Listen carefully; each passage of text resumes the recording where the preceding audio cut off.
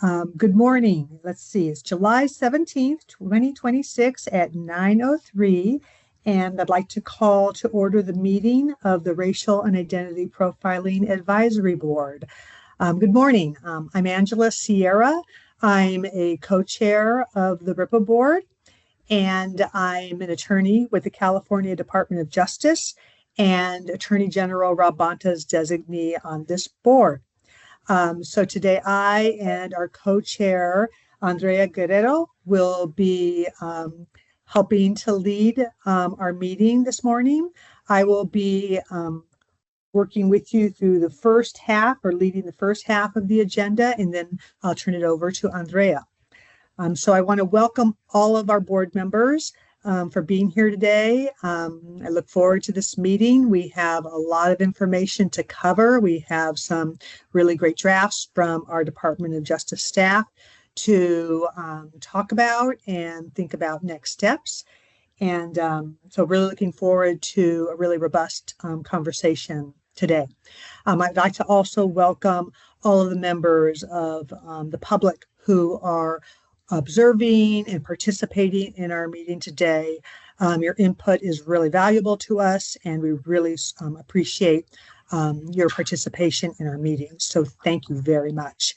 And also want to welcome all our Department of Justice staff who has been so consistently working and helping us as a board in every year being able to complete our analysis and work and produce our annual report. So thank you. And thank you for helping us facilitate today's meeting.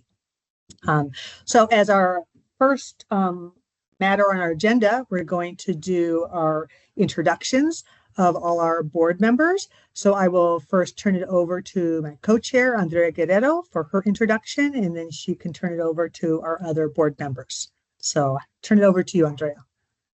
Thank you so much. Good morning, everyone. I'm Andrea Guerrero. I'm the Executive Director at Alliance San Diego, and I'm an appointee of the Senate President Pro Tem. And I'm going to pass it over to Jose Alatorre.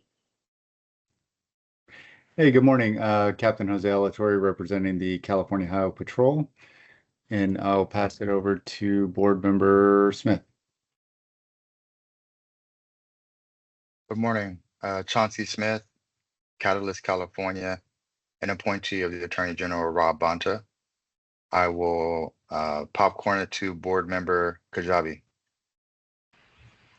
Thank you. Good morning, everyone. My name is Lily Kajabi. I'm a professor at Loyola Marymount University in Los Angeles and an appointee of the Attorney General's office. And I will popcorn it over to Board Member Kazi.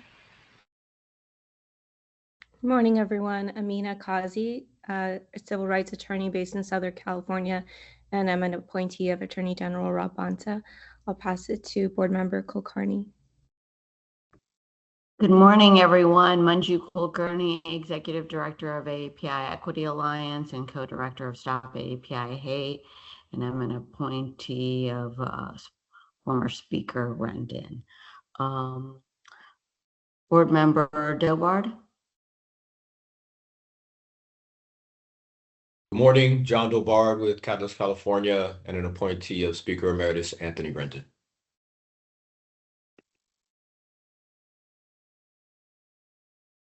Great. I think, is that all our board members that are here this morning with us, or did we miss anybody?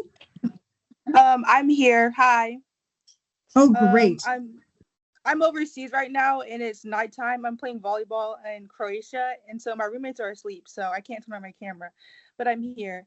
So hi, my name's Jordan Rawl. I'm 17. I'm in high school, so I'm not employed yet, and I was appointed by Rob Bonta. Wow, wonderful. And thank you for joining us from so far away. That's incredible. Thank you. Any other board members that we have missed? Yes, good morning. This is Board Member LaWanda, and I'm having some technical difficulties, which I hope to have straightened out by 11 o'clock. Wonderful. Thank you, LaWanda. Welcome. Any other board members? Okay, not hearing any more. Well, thank you all for being here this morning with us. Now, our next agenda item is the approval of the April 23rd, 2026 full board meeting minutes. All of you should have received a copy of those minutes. And why don't we just give a moment or two to do any final reviews of those minutes, and then we can open it up for a motion for approval.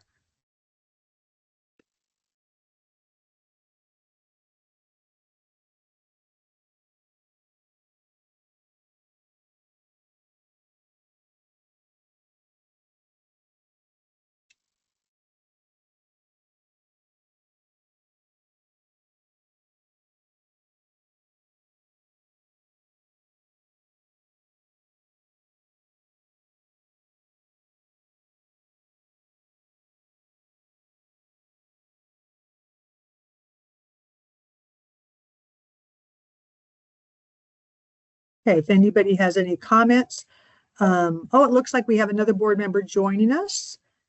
I'll give it a moment for William Armeling to join.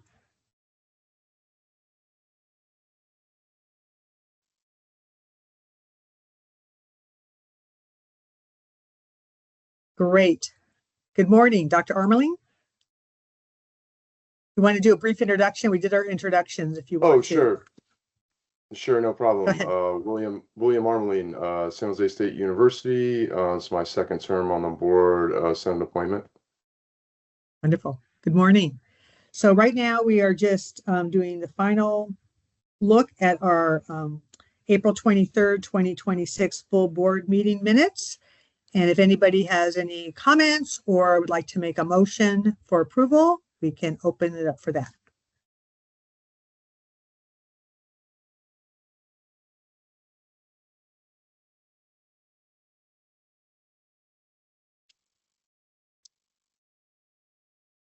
I'll move to pass the minutes. Terrific. Do we have a second? Second to I'll approve. second that. Wonderful. We have a motion on the table. Can our DOJ staff assist with the vote on the approval of the minutes? We can. So pending is a motion to approve the full board meeting minutes as written. And I will go in alphabetical order. So beginning with Board Member Alatorre, how do you vote? Yay. Board Member Alatorre votes yay. Board Member Armeling? Yes. Board Member Armeling votes yay. Board Member Dobard? Aye. Board Member Dobard votes aye. Board Member Guerrero? Aye. Board Member Guerrero votes aye. Board Member Hawkins?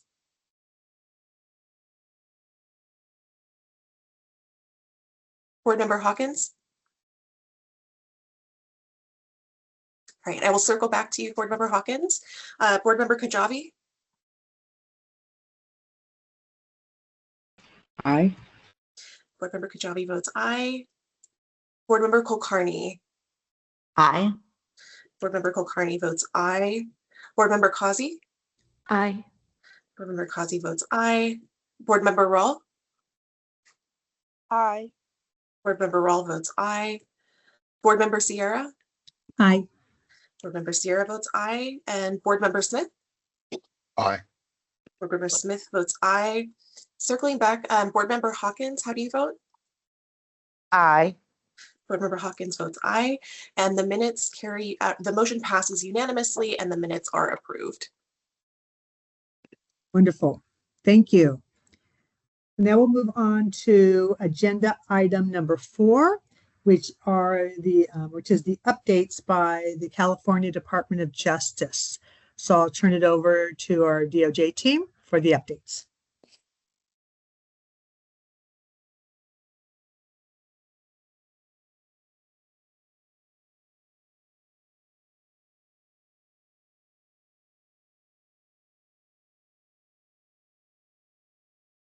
Hello, Dana Harmon with the Research Morning. Services. Good morning. My name is the Attorney Rights Enforcement Section. Providing We're hearing The- some secondary discussions. Yeah. morning. Let's make sure everybody's is muted other than Daniel Harmon. Thank you. Okay. All right. I apologize. I think that is our colleague Marisol Leon. It looks like she's having some technical difficulties. Originally, we were anticipating having our CREST team give a quick update and then pass it over to research services for you all. Oh, okay. Sorry, then I will defer to the CREST team. Let me, Marisol, are you Can you hear able- me now? Yes. Okay, I'll go off camera to see if that helps. That we can hear you well. That's what works. Okay, perfect. So to start, Member Kulkarni's departure, Attorney Manju Kulkarni was appointed to the Racial and Identity Profiling Board in 2021 by former California Speaker of the Assembly, Anthony Rendon. Member Kulkarni serves as the Executive Director of the AAPI Equity Alliance, a coalition representing more than 40 community-based organizations, the approximately 1.6 million Asian American and Pacific Islander residents of Los Angeles County. She's also a co-founder of Stop AAPI Hate, the nation's leading initiative for tracking and responding to anti-Asian hate incidents. Prior to leading AAPI Equity Alliance, Member Kulkarni served as the Executive Director of the South Asian Network and as a senior attorney with the National Health Law Program, where she focused on finding access to healthcare for underserved communities. Member Kulkarni was appointed to the RIPA board in 2021. During her time on the board, Member Kulkarni served on the policy as co-chair of the Post Subcommittee and the former Calls for Service Subcommittee. She has contributed to the 2022, 2023, 2024, 2025, 2026, and 2027 RIPA reports. We thank her for her valuable contributions to the RIPA board. And up next, we wanted to discuss that during the last meeting of the full RIPA board on April 23rd, 2026, board members requested that the California Department of Justice look into whether the RIPA board could remove or censure any of its members.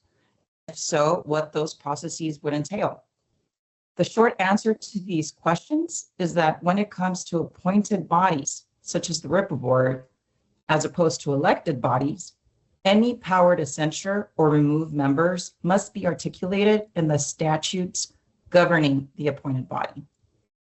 Neither California Assembly Bill 953 or AB 953, which established the RIPA board, nor its implementing statute, Penal Code Section 135-19.4, contain mechanisms for the removal or censure of a RIPA board member. As such, the RIPA board has no explicit statutory authority to take these actions against a board member. There are also constitutional concerns raised by the board censuring a member who is speaking in their individual capacity and not on behalf of the board. In general, the RIPA appointing entity may remove its appointee if it so chooses, unless restricted by statute.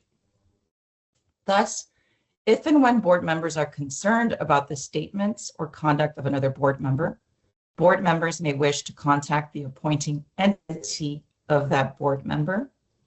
As a reminder, when doing so, board members can only contact appointing entities in their individual capacity and not on behalf of the RIPA board.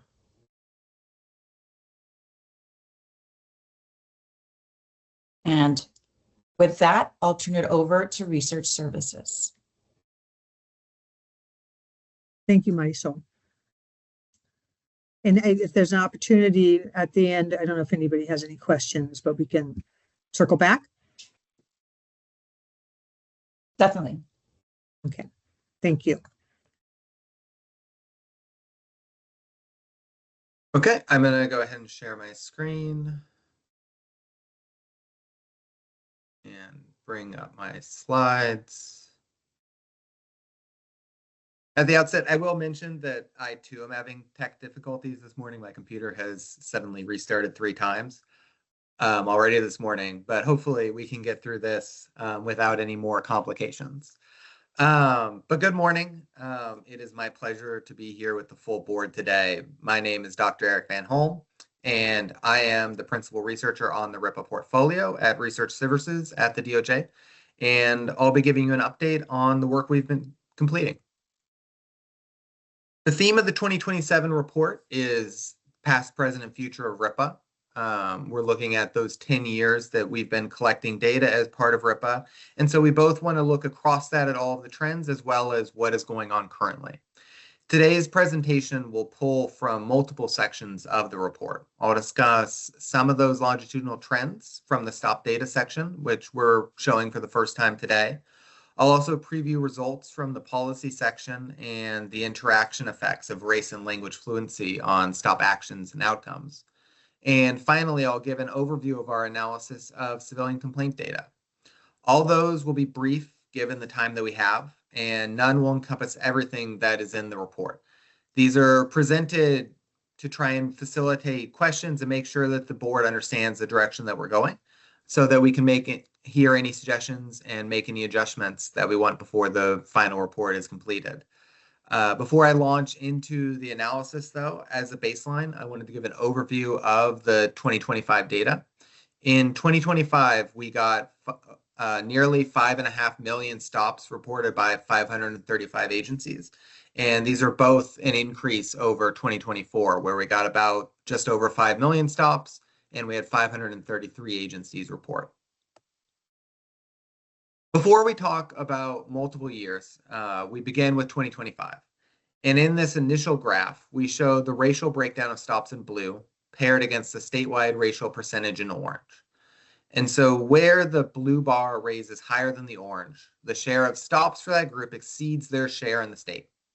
And so as shown, Black, Hispanic, Latinx, Pacific Islander, and Middle Eastern, South Asian are all stopped at a rate that exceeds what would be expected based on the state's racial demographics alone. Alternatively, Asian, multiracial, and white individuals are stopped somewhat less than would be predicted. But I'll insert here a disclaimer that all of this is perception data. The race and all other demographics are assigned by officer perception. And so we can say that 43.21% of stops were of individuals that the officer perceived as being Hispanic Latinx, but we can't know for sure that what the correct percentage is based on the individual that's being stopped's self-perception. Here we move from 2025 to the data that RIPA has collected from 2022 to 2025, which is the period that all agencies have been reporting data. RIPA has collected data for longer, but those are the 4 years that we have all agencies across the state. In terms of demographics, and this is true across categories, there are not large swings in who is being stopped. That creates difficulties for displaying different groups, like races, because when zoomed out onto one graph, those groups that are stopped less frequently or less common in the state get very much bunched together at the bottom, and it's hard to sort of distinguish them. And such is here for the presentation. We split this graph in two and try to show more detail.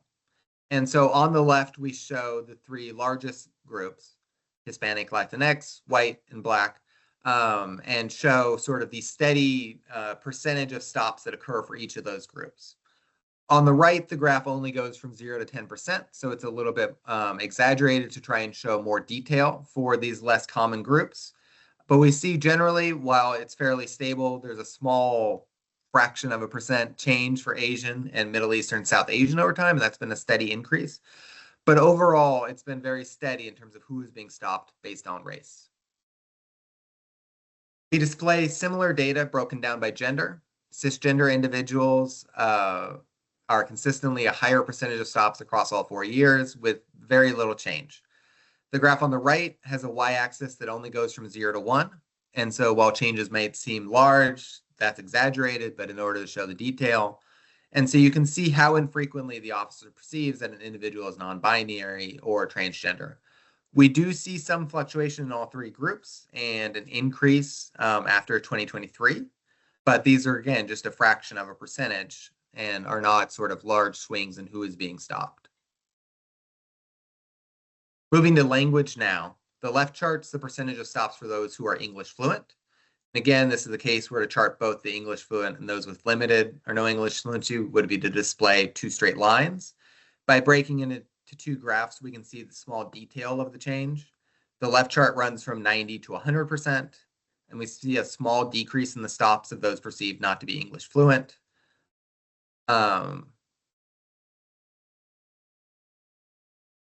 A small decrease in the stops of those perceived to be English fluent. And on the right, we see the inverse, that there was a small increase in those who are with limited or no English fluency.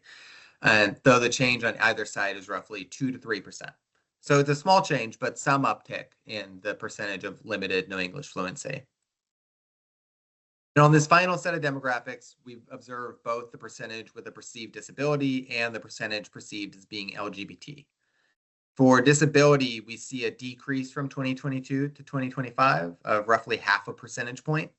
And the y-axis on both graphs run from 0 to 1.5%. So it's a relatively small range, but we can see on the right that there are small fluctuations year to year as the percentage of stops for someone perceived to be LGBT is virtually unchanged from 2025 from 2022, but small fluctuations year to year.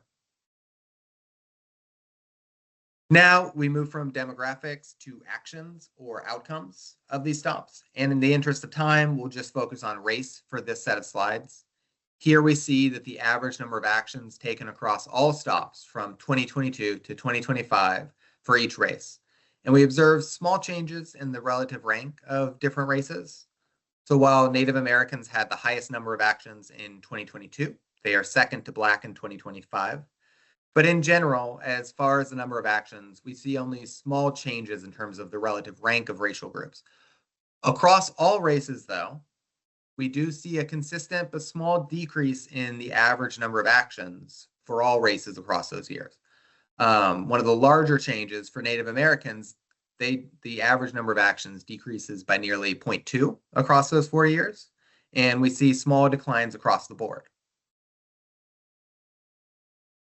Shifting to outcomes of stops, we first look at arrests. Similarly, across racial groups, there appears to be a decline in the percentage of stops resulting in arrest for each group. How large those shifts are differ by race. Native Americans declined by over 5 percentage points. However, the relative rank of all races remains fairly consistent across those 4 years, even with the generalized downward shift. While stops are generally ending in arrests less frequently since 2022, we see an increase in the percentage of stops resulting in warning for all racial groups. There is a higher percentage of warnings in 2025 than 2022, and some changes in the relative rank. Black saw an increase of nearly 5 percentage points for stops resulting in a warning over that time period, and moving from second to now the most frequent. And I know the lines get very crowded there in the middle, but Middle Eastern, South Asian, and Asian are consistently lower than all other groups in terms of warnings. Finally, for this set of analyses, we look at the percentage of stops resulting in a citation. The percentage of stops resulting in citations like warnings increased across years for all groups. Middle Eastern, South Asian, and Asians were 1 and 2 in all 4 years, with an increase of roughly 5 percentage points for each of those groups. And so those are some of the results we have for the stop data section for now. This was just a brief preview of what the report will contain. The stop data section will have additional analyses, though. We'll run the same annual demographics one would expect every report to have, in addition to some of this longitudinal data to observe how things have changed over the time period. There will also be an analysis of how public transit stops differ from others, and an update on collaboration with federal agencies as identified in the RIPA data. We'll now move to the policy section. One set of analyses concerns the interaction of race and English fluency. RIPA data does not directly collect data on citizenship status, but there was an interest in understanding whether language fluency and race compound each other. We know from past reports that there are many differences in the rates of actions taken and outcomes that occur as a result of stops for different groups. And in the past, we've looked at race and language as 2 separate factors in a stop. But for minority groups, are the differences greater for those that are not perceived as being English fluent? Do minority groups that tend to have more unequal treatment have larger differences when language is a factor? This can be considered something of a proxy for immigration, since some immigrants don't arrive with language skills. And given the changes in the political landscape the last few years, there was an interest in studying whether these differences may have grown over time. We look at a number of actions and outcomes, which are listed here, to comprehensively look at stops sort of from beginning to end. And we've sort of selected as a preliminary list to look at whether the person was removed by vehicle by order, whether they were removed by physical contact, whether a field sobriety test was conducted, whether there was curbside detention, whether there's a psychiatric hold, whether handcuffing, firearm was pointed, there was asking of consent to search property, or whether a search occurred, and whether contraband was found. And while we look at most racial groups in this analysis, we did exclude Native American and Pacific Islanders. And that is because non-English speaking groups of both are quite small, which also relates to their sort of overall size in the population in RIPA. So we would be estimating differences with very few instances of non-English fluency. You can think about Native American, which is only about 15,000 stops in the data. Only, and we'll see on the next slide, about 3% of those stops was there a perception that they didn't have English fluency. And then with some of these actions, you get into a very small bundle where there is less than 10 stops that feature a certain action. And it's very hard to estimate accurate differences based on such small samples. And so for sort of statistical, in order to make meaningful inferences, we decided to exclude Native American and Pacific Islander because the results were too not reliable. But those groups will be contained everywhere else in the report, of course. Before we look at how these issues impact actions and outcomes, we look at the percentage of each racial group that was perceived as being not English fluent. The only group that had more than 10% of stops where the individual was perceived not to be English fluent was for Hispanic Latinx at 10.43, followed by Asian at 8.52. Black individuals were the least likely to be perceived as not fluent in English, with only 1.3% of stops, followed by white at 1.94. As such, with all groups, the vast majority are perceived to be English fluent, and in some groups, we're looking at a really small minority of stops featuring those without English fluency. As I mentioned earlier, there is a really long list of variables we'll be looking at. We've completed preliminary analysis, and I wanted to share one set of analyses today to illustrate what will go into the report. But this is something of a sample because to talk about all of them would take the rest of the day. But so today as a sample, I'll discuss the percentage of individuals removed by vehicle based on their race and English fluency.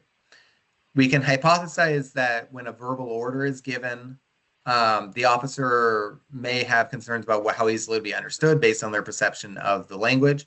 And so there may be differences in how often an individual is removed by vehicle by order based on their language and their race. The data is broken down by racial group.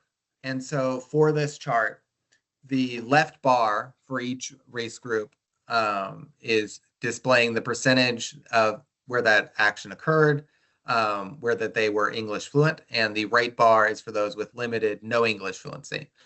And to build the intuition, I'll start by working from left to right. So first with Asian individuals, we see that in 0.97% of stops, those perceived with English fluency were ordered out of their car, while 1.32% of Asian non-fluent speakers were.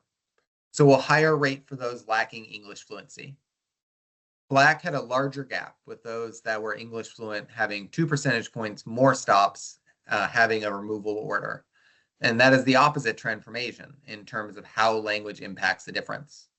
Hispanic Latinx, 3.27% of stops for the English fluent were removed from their car by order, while 4.6% of stops for those without English fluency did as well. And so that's a roughly 1.5 percentage points gap based on the language. And I don't want to bore everyone here by just reading numbers. We can look across this and see that some trends. So Asian, Hispanic, Latinx, and Middle Eastern, South Asian, we see higher rates of removal for those without English fluency, and the opposite trend for the other groups. And those are also the groups, Asian, Hispanic, Latinx, Middle Eastern, South Asian. Those are the groups that had the highest percentage of individuals that were perceived as being not English fluency. And so we're still looking at these results and trying to sort of identify everything that we can learn from it and what the complete story is. But this was just kind of a preview of what that analysis will show. And in the report, there will be many more actions and outcomes analyzed. I also mentioned that there was an interest in seeing how these things had changed over time. And here we can observe the longitudinal change for one racial group. Again, to break down this data for all 6 groups would take more time than we have. And to do it for all the actions would put everyone to sleep. But so today we can preview what we can observe here for Hispanic Latinx. Just to take sort of one example. And this is again broken down by language fluency, just for Hispanic Latinx, but we can see how the trend changed over time. And so to remind you, on the former slide, the Hispanic Latinx had one of the highest rates of being removed from vehicle by order. And we can see that such orders have decreased since 2022 for them, regardless of language. While Hispanic Latinx with limited or no English fluency were removed from vehicle 1.36% more frequently than Hispanic Latinx that were fluent in 2022. So there was a 1.36 percentage gap between those two groups in 2022. That difference had shrunk to 1.32% in 2025. And so the change in how often the action has occurred overall, the change in how much being removed by a vehicle by order, how much that's changed over the 4 years was sort of a larger change in terms of a downward shift than sort of the change in how much language fluency impacted those orders being given. And so we'll continue to analyze these results and try to understand whether language has an additive impact on stops beyond sort of an individual's race. That's all that I'll share with you today from the policy section. The race and language analysis contains much more than I showed, but we'll also be doing some other analyses in the policy section. In particular, we'll be doing an interrupted time series analysis on a few policies that have specifically been enacted. Specifically, we'll be analyzing 2 local efforts around pretextual stops from Los Angeles and San Francisco, and that is an update on an analysis we did in last year's report. And this year, we'll be adding a statewide effort, AB 392, which changed the standard of use around deadly force. And so we'll see how that affected use force in the years since it was passed. Moving now to the complaints section, we began with an overview of the complaints that were received in 2025 that alleged racial or identity profiling. These stops are categorized into what identity type the complaint concerns. And we can observe that the vast majority of complaints dealing with identity were related to race and ethnicity complaints at nearly 1,600. The next largest category was gender complaints at 136. However, complaints generally are not sustained. Looking first at the complaints on the left, which includes those complaints alleging racial or identity profiling and other matters, we can see that over half of complaints result in being unfounded. 24% of complaints saw the accused exonerated, and only 9% were sustained. Looking more specifically at those complaints alleging racial or identity profiling, we see an even more stark outcome. In 2025, only 14 complaints were sustained, while 84% were unfounded. And this is specifically those complaints about racial and identity issues. These dispositions are any complaint finished in 2025, though. So some 2025 complaints are still being investigated. And so these are 2 different pools that we're kind of comparing of the complaints and of the dispositions. But these trends generally stay consistent over years. As a final analysis, we can see the number of complaints filed since 2016. We observe a sharp increase in non-identity profiling after 2022, after years of sort of smaller changes. And for identity complaints, we can observe sort of a slow increase and a one-time jump in 2024, but otherwise sort of consistency, a consistently slow increase.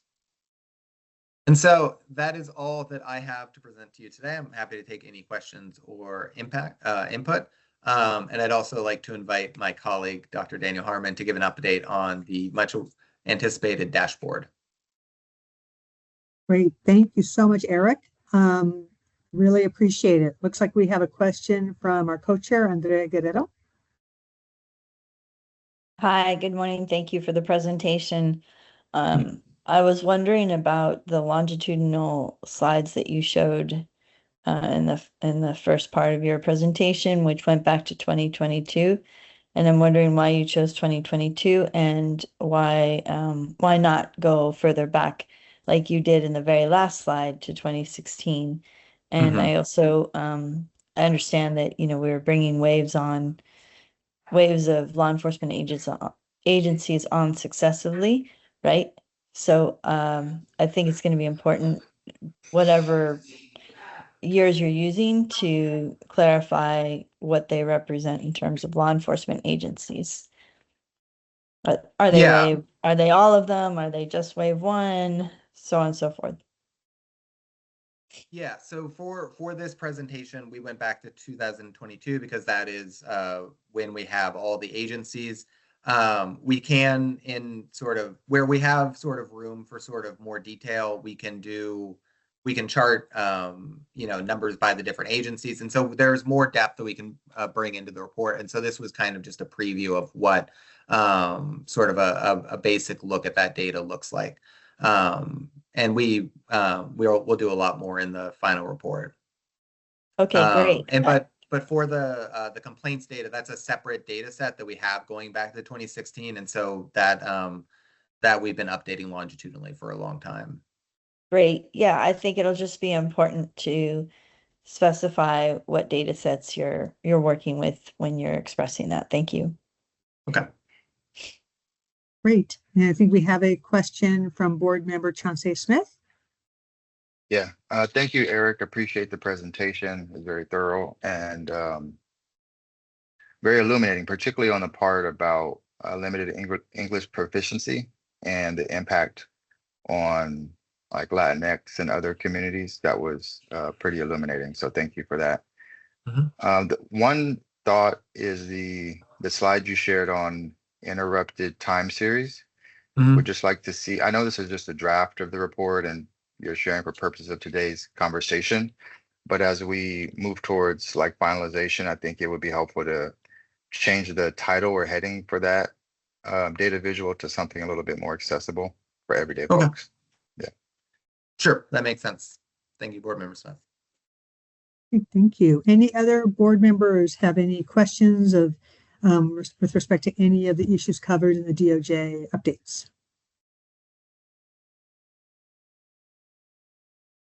I don't see any hands raised. Okay. Well, thank you both, Eric and Marisol. Really appreciate it. And I think there's going to be an additional, I'm sorry, somebody is. May I just ask an extremely quick question? I'm sorry, I was just actually wondering, thank you, just looking ahead. So looking at the policy change, formerly the interrupted time series analysis, but is there a rough time frame for this year? I'm very interested in that section. I appreciate all the work that's been done, and I'm looking forward to this section. Do you have a sense offhand, time-wise, as we're going, further into our year, when either the subcommittees or the board might get a window into those? Yeah, we're I don't know how precise I can give it an answer offhand. We're hoping to have sort of the initial analysis completed in the next few weeks, and then it'll go through drafting and out to you. And so you will have it in the next few months. Okay, so that sounds. So I would assume you'll have it in August. Right. Thank you. That's what I was wondering about. And I mean, really looking forward. I think these are really, it's important work that's being done. I appreciate it. Certainly. Thank you all. Okay. Well, thank you. And was there an additional DOJ update that is that will follow Eric, or have we completed our updates? We have completed our updates. Wonderful. Oh, sorry. Okay. Oh, no. Thank you very much. I don't see any other hands of No, anybody. sorry, Daniel. Yeah.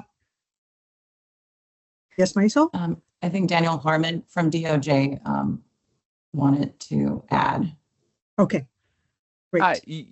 Daniel from Research Services here. Yes, I was just going to, Eric mentioned, I wanted to loop the whole board in on our progress with the dashboard. It is currently going through its final review for staging on how the website will look and usability and data security, and we plan to have it out to the public in late summer. And that's all from us. Wonderful. Thank you. Okay. Any questions of Daniel? Okay. Not seeing any hands or hearing any. Thank you again to our wonderful DOJ staff. Really appreciate all the hard and complex work that you are doing for us. And we'll be really already, we've incorporated so much into the drafts, but I know that there'll be further more additions the next time the subcommittees meet. So thank you.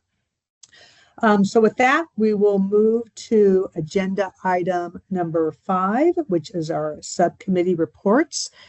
We have reports from our 4 subcommittees. We've set aside 30 minutes for those reports. And I just wanted to kind of, alert you all that we also have as agenda item 10, agenda item number 8, our board discussion of the 2027 report. That will be our opportunity to be talking about each of the chapters and the report as a whole. So now is just the time for the readouts for the different subcommittees. So on the heels of the presentation from our research services, why don't we start with the report from our stop data analysis subcommittee. Okay, thank you, Board Member Sierra. So as you all know, the subcommittee, I should add, we had our second meeting actually just last week on Thursday, July 9th. And as you all now know, we received an initial analysis of the 2025 stop data draft from the Department of DOJ, from DOJ Research Services.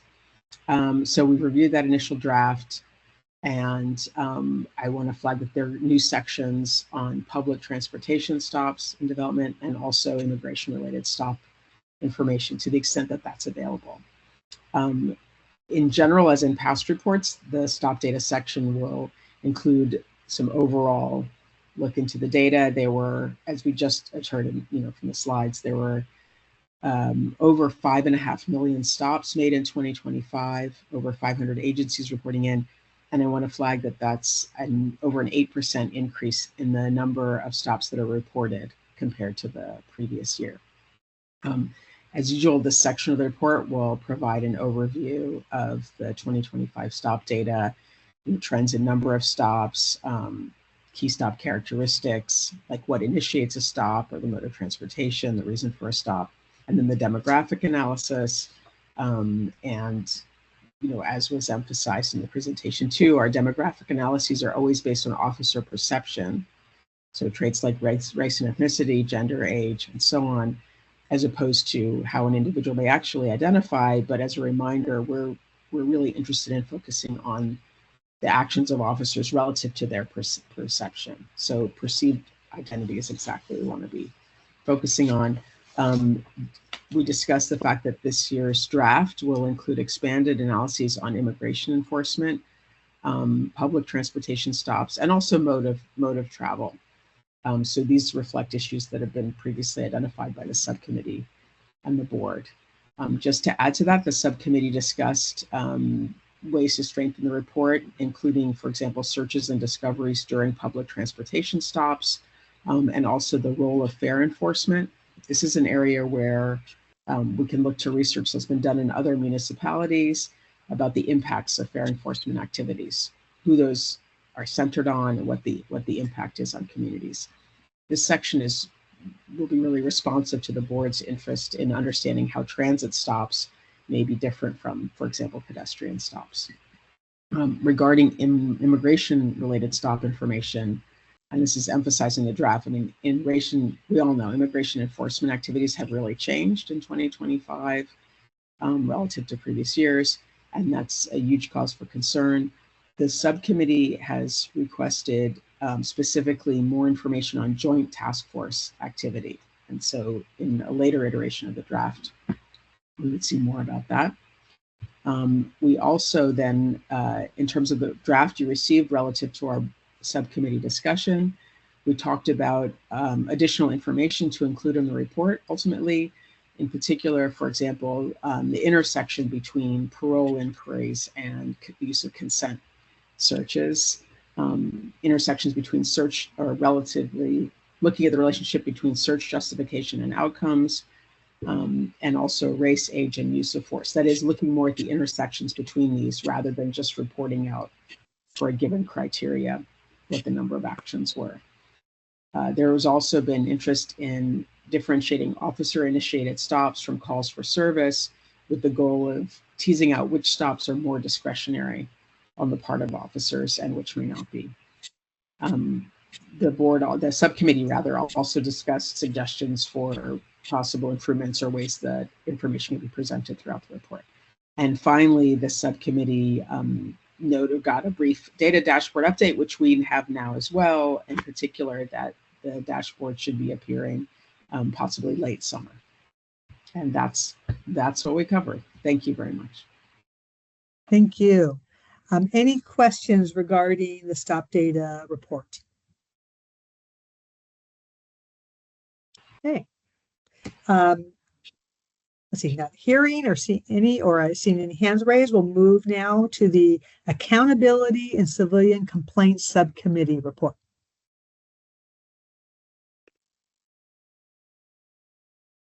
Okay, I'll be reporting out. I'll begin with a brief recap of the June 23rd, 2026 subcommittee meeting. Board member LaWanda Hawkins stepped down from her position as co-chair of the subcommittee, but will continue to serve as a member of the subcommittee moving forward. At the subcommittee meeting, the subcommittee members elected me, Chauncey Smith, as the new co-chair. And the DOJ presented an update on the draft accountability and civilian complaints chapters of the 2027 RIPA report. And the subcommittee discussed and gave recommendations for these sections. So next, I'll provide a brief overview of the two sections. So for civilian complaints, as in past years, this chapter of the 2027 report includes an analysis of 2025 civilian complaint data reported by California law enforcement agencies, including an overview of the aggregate complaint data reported in 2025, the disposition or outcome of those complaints, and a cross-year comparison by agency. Notably, this year's complaints chapter also includes a comparison of the rate of all sustained complaints in 2024 and 2025, and a comparison of sustained racial identity profiling complaints in those 2 years. The draft shows that in 2025, a total of 169 RIPA agencies reported receiving civilian complaints alleging racial or identity profiling. This constitutes 32.44% of all RIPA agencies, or 40.43% of agencies receiving any complaints. This represents a slight decrease in the number of agencies reporting racial or identity profiling complaints compared to 2024, where 173 agencies reported receiving a complaint of racial identity profiling. Agencies who did receive such complaints reported that 2,103 of them alleged racial identity profiling, constituting 12.91% of the complaints reported in 2025. This also represented a decrease relative to 2024, where agencies reported receiving 2,282 profiling complaints that year, constituting 17.55% of the total complaints received in 2024. The civilian complaints chapter also includes a chart comparing the dispositions of all complaints and racial identity profiling complaints from 2016 to 2025, as well as an analysis of sustained complaints from 2016 to 2025. That chart is found on pages 4 to 6 of the draft. The remainder of the civilian complaints chapter focuses on law enforcement agencies' internal complaint and investigation procedures, including an overview of the current practices used by California's 15 largest law enforcement agencies to investigate complaints. In addition, general principles for complaint investigations and best practices for conducting internal investigations into racial identity profiling complaints, specifically including setting criteria for determining whether bias, influence an officer's conduct, best practices for conducting interviews, and the proper documentation of investigations and effective disposition and resolution of complaints. Finally, the civilian complaints chapter includes recommendations for further research into best practices for internal investigations of complaints alleging racial identity profiling and into possible deficiencies in California law enforcement agencies' complaint investigation procedures that may be contributing to low sustained rates for racial identity profiling complaints. And for the accountability chapter, this year's report explores the role of internal auditing procedures for law enforcement agencies as applied to complaint investigations, especially for complaints alleging racial identity bias. This chapter focuses on factors that are correlated with effective internal auditing and is broken up into 5 main sections, including the following: a discussion of internal audits and their impact. 2, an overview of best practices for auditing the investigations into racial identity profiling complaints. 3, a landscape review of the existing auditing practices and procedures in place at the 15 largest law enforcement agencies in the state, including whether those agencies have an internal audit unit and whether that unit evaluates the investigations into racial identity profiling complaints. And 5th, potential board recommendations related to internal audits of the investigations into profiling complaints. Many of the standards identified in this chapter come from the Institute of Global Internal Audit Standards, which is used globally in the public and private sector, and from the Government Auditing Standards, which is issued by the Comptroller General of the United States. Although both of these standards are not specific to law enforcement, their principles are discussed and broadly applied to this context. The accountability chapter identifies 7 best practices for internal auditing of profiling complaint investigations, and they are the following: independence or freedom from pressure that could compromise impartial judgment. 2, objectivity or the impartiality and fairness with which auditors perform their duties. 3, clear organizational structure, including the creation of a formal audit charter, a clear reporting line, and express authority and autonomy to access all relevant information and autonomy to report on its findings. 4th, top management support is vital for internal auditing effectiveness. 5th, a code of ethics and maintain objectivity and independence in their professional framework for auditors' behavior. 6, related data systems, trend analysis, and early intervention to remain effective in the modern age. And last, ongoing professional development helps auditors stay up to date with industry standards, regulatory changes, and emerging risks. Now, our initial review indicates that only 5 out of the 15 largest law enforcement agencies in California have some form of an internal audit unit. This suggests that there may be a need for the board to issue recommendations related to internal auditing of complaints, and especially for profiling complaints. Some potential recommendations presented in the accountability draft include recommending as follows: the agencies conduct regular, systematic audits of their responses to individual civilian complaints and use the data and information they receive from these audits to improve their complaint procedures overall. Law enforcement agencies should also augment their existing audit procedures or ensure that those audits utilize integrity testing, are independently reviewed, and are data-driven to address the low rate of sustained complaints. And last, academic and professional communities should conduct deeper research empirically to identify exactly what constitutes an effective internal auditing framework in a law enforcement context. And that concludes the overview of the Accountability and Civilian Complaints Subcommittee report. Wonderful. Thank you. Any questions with respect to that report?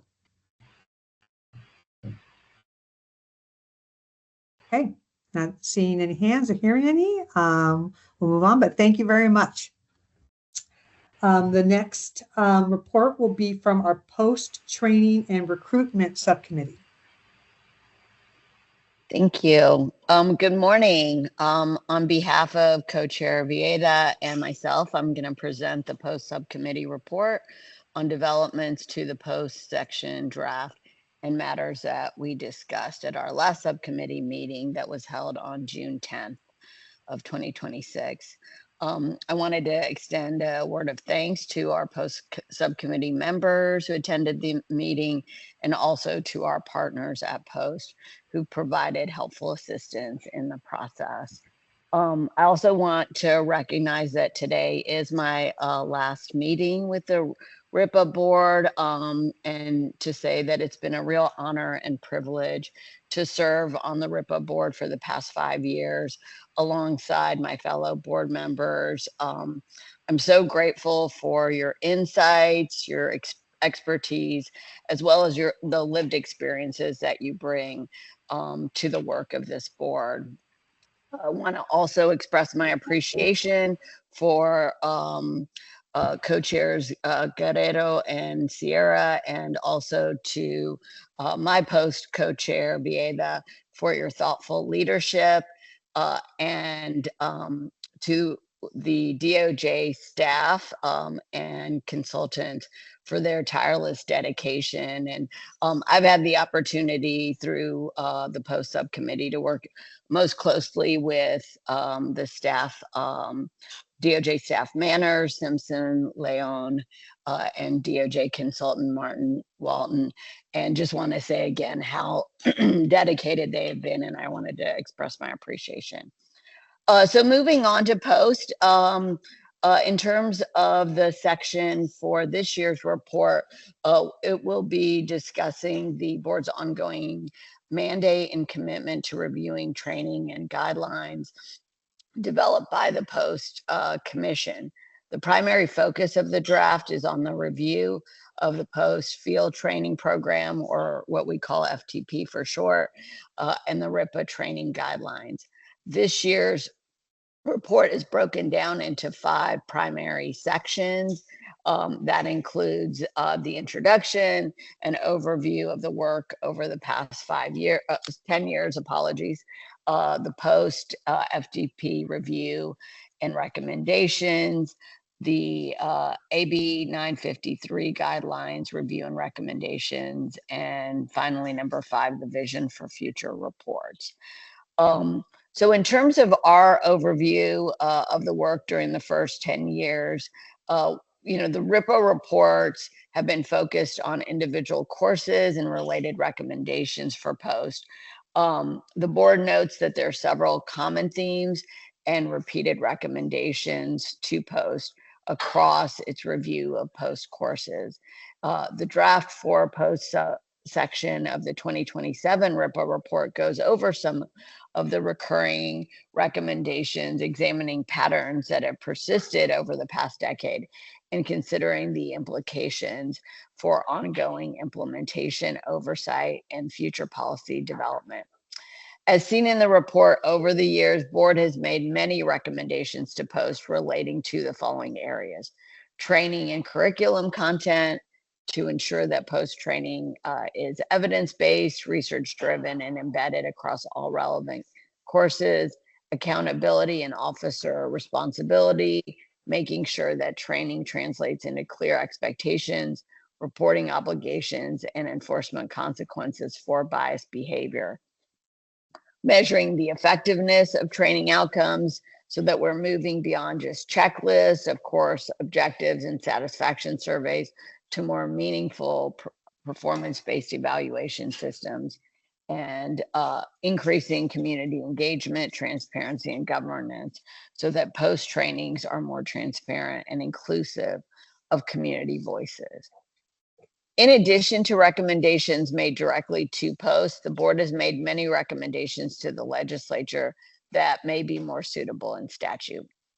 In terms of the field training program, you may recall that the subcommittee is currently in its second year of a 2-year review of the field training program and the AB 953 RIPA course guidelines. The board's review of FTP is limited to section 6, which is entitled the Community Relations Professional Demeanor, which is section 6, which Post identified as one of its 18 core field training competencies that is most directly related to issues of racial and identity profiling, community engagement, professionalism, cultural awareness, and procedural fairness. And so for the board's reference, a summary of the subcommittee and consultants' review and assessment can be found in greater detail in pages 6 through 21 of the draft. A few key observations include adding community interaction and legitimacy within the current evaluation structure, more explicit guidance and evaluation criteria related to fair and equitable policing, direct discussion of racial and identity profiling, including practical examples and accountability measures, greater emphasis on procedural justice and respectful treatment, broader discussions of culture and history in section 6, better alignment between academy instruction and field training, and integrating RIPA requirements more fully into post trainings. At our subcommittee meeting, we also spent considerable time discussing our section 6 review questions and post initial responses to our questions.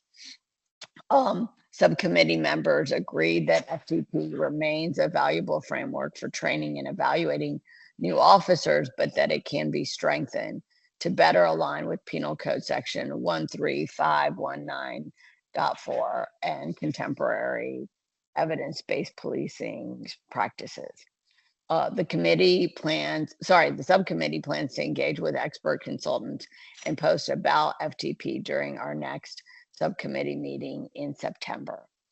And then finally, in terms of AB 953 guidelines review and recommendations, our subcommittee is engaging in its review of RIPA course guidelines.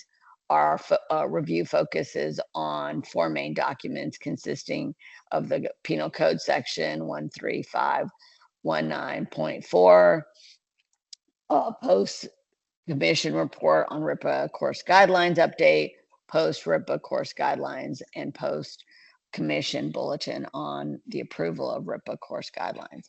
In terms of next steps, the subcommittee is currently working on providing brief written feedback and recommendations on guidelines, and we'll be discussing them during the next subcommittee meeting in September, as well as incorporating a discussion of the post chapter of the RIPA report.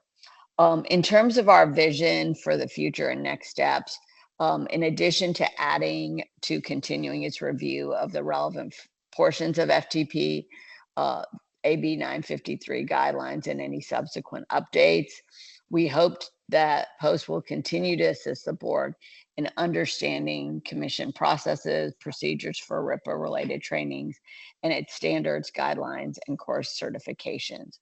We hope that through these continued combined efforts with POST, we can address the legislature's concerns surrounding RIPA and identity profiling. We'll be looking at how we can reach law enforcement agencies that are not POST member organizations, and it would be helpful to our work to get a better understanding of the number of entities that do not go through POST and what those training programs look like.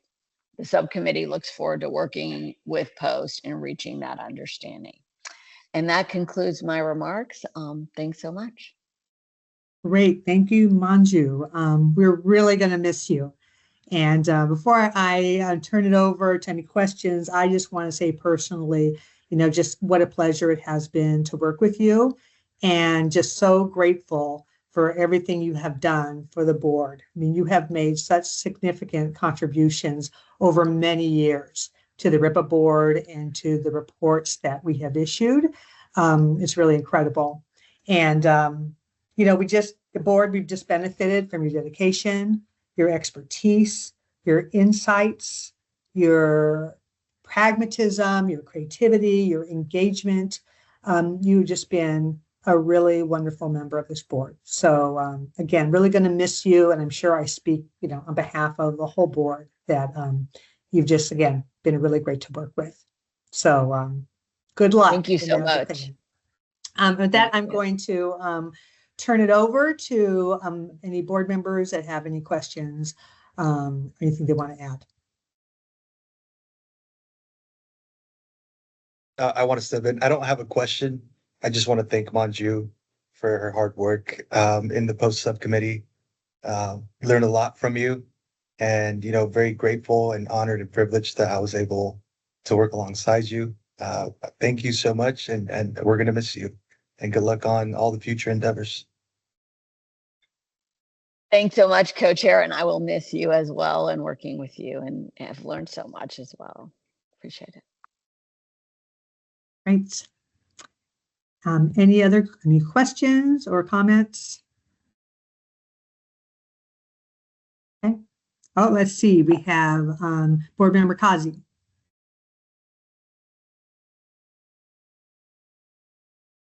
Let's see. Board Member Kazi, you might be on mute. Yes, a comment and then a question. Likewise, thank you, Manju. We go way, way back. It's been so good to be able to still learn from you in so many ways. And then my question is I don't know if it's the Post subcommittee or one of the prior subcommittees that also reported. I just know in prior years, we spent a lot of time talking about SB2 and the decertification process. Feedback we were getting from Post at the time was that it's still in process. I don't think we're addressing that anywhere in this report. Maybe we've already talked about it prior meetings. I couldn't find it in the minutes. So if whichever committee kind of covers SB2 and its implementation, if you have any updates, and I'd just like to know if that is something that we should just kind of ping or place hold for this year's report. Thank you for your question. I don't have the answer to that. I don't know if my co-chair Vieda or DOJ staff may have an answer.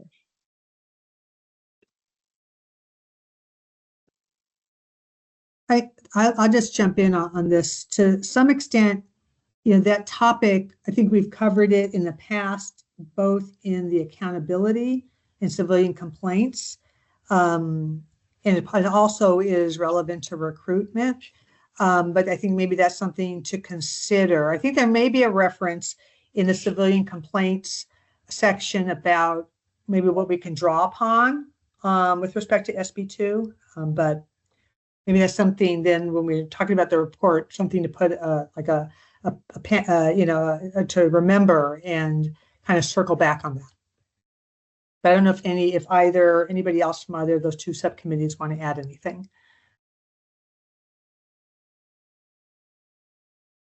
Okay, we're not hearing any. Why don't we make sure to come back to that then when we're talking about the report?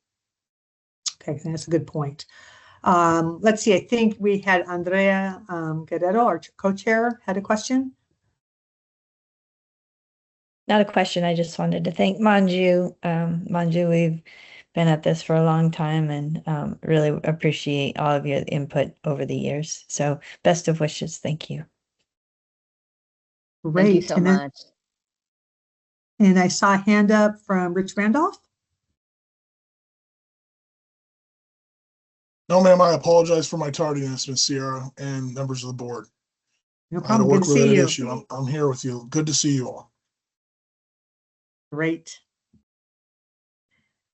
Okay, anybody else would like to jump in with a question or comment? That we're ready maybe to move on then to our last report, which is the State and Local Racial and Identity Profiling Policies Subcommittee. Okay, so I will be providing that update. The most recent policy subcommittee meeting was on June 9th. During that meeting, the subcommittee discussed the draft policy section of the 2027 report, which is oriented around a past, present, and future framework. We focused on 4 topics. First, we discussed the topic of past board recommendations. DOJ's Research Services Bureau reported on the 3 reforms selected for the study. These include reforms to when the San Francisco PD and LAPD will make vehicle stops, as well as a change to the state law standard for when deadly force may be used. The subcommittee noted its desire to point out in the report where reforms being studied deviate from reforms recommended by the board. Specifically, the board has recommended an end to pretext stops. The SFPD and LAPD reforms move in that direction, but stop short of ending all pretext stops. Second, we discussed the topic of Kavanaugh stops and how California law protects individuals from racial and identity profiling. This section of the draft looks at racially driven immigration enforcement practices by federal officers and how, for the time being, the Supreme Court essentially has allowed such practices to continue in Los Angeles, where they've been temporarily blocked by a federal judge. The section explains that California law protects individuals from racial and identity profiling by state and local officers, and that California law restricts state and local officers from cooperating with immigration enforcement, subject to certain exceptions. The section also explains that California's prohibition against racial profiling extends to state and local officers working on joint task forces with non-California law enforcement agencies. The subcommittee discussion in this area focused on concerns about participation in joint task forces, which have recently seen a steady increase in immigration enforcement arrests. Subcommittee members asked DOJ to try to provide additional context that might provide insight into whether state or local officers are being impermissibly drawn into immigration enforcement and racial profiling through their participation in those task forces. Members also raised a question about whether California agencies participating in joint task forces might share data from automated license plate reader cameras or other cameras with their task force partners. The third topic discussed is a data analysis of the effect of being perceived as not speaking fluent English. More specifically, does being perceived as not speaking fluent English have a disparate adverse impact on certain racial or identity groups as compared to others in terms of actions taken during stops? During the meeting, DOJ used the example of removal from a vehicle to demonstrate the type of analysis that will be conducted. The subcommittee expressed concern about drawing inappropriate conclusions based on a single data point, and DOJ explained that the analysis will examine 10 different actions and outcomes associated with a stop to provide a comprehensive understanding of the stop. The subcommittee also asked DOJ to include an overview of policies and trainings that exist, if any, related to individuals with limited English proficiency, including any post trainings. Lastly, we discussed the topic of technologies in the future. This section of the draft looks at automated license plate reader technology, technology-assisted body-worn camera footage review, and tools for individual agencies to analyze and report on their RIPA-Stop data. License plate reader technology is looked at through the lens of its potential to contribute to racial profiling and disparities. The other 2 technologies are looked at through the lens of their potential to help reduce profiling and disparities. One of the suggestions in this section is that police body-worn camera footage might be made more broadly available to the public and researchers for study using technological tools. Subcommittee members focused on the privacy concerns and asked for the discussion about potential privacy protections to be expanded. The draft report includes 9 potential policy recommendations. The subcommittee is awaiting further development of the policies chapter before endorsing these recommendations. The subcommittee is also evaluating whether the board could make a policy recommendation related to California agencies' participation in joint task forces, though information needed to wade into this area may not be reasonably available. The subcommittee will continue to provide feedback on the draft, and we'll continue, or we'll have our final meeting of the year in September. Thank you. Wonderful, thank you. Any questions regarding that last report?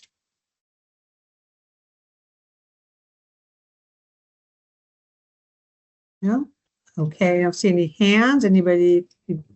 I don't hear anybody and I don't see any hands, so thank you, Board Member Dobard.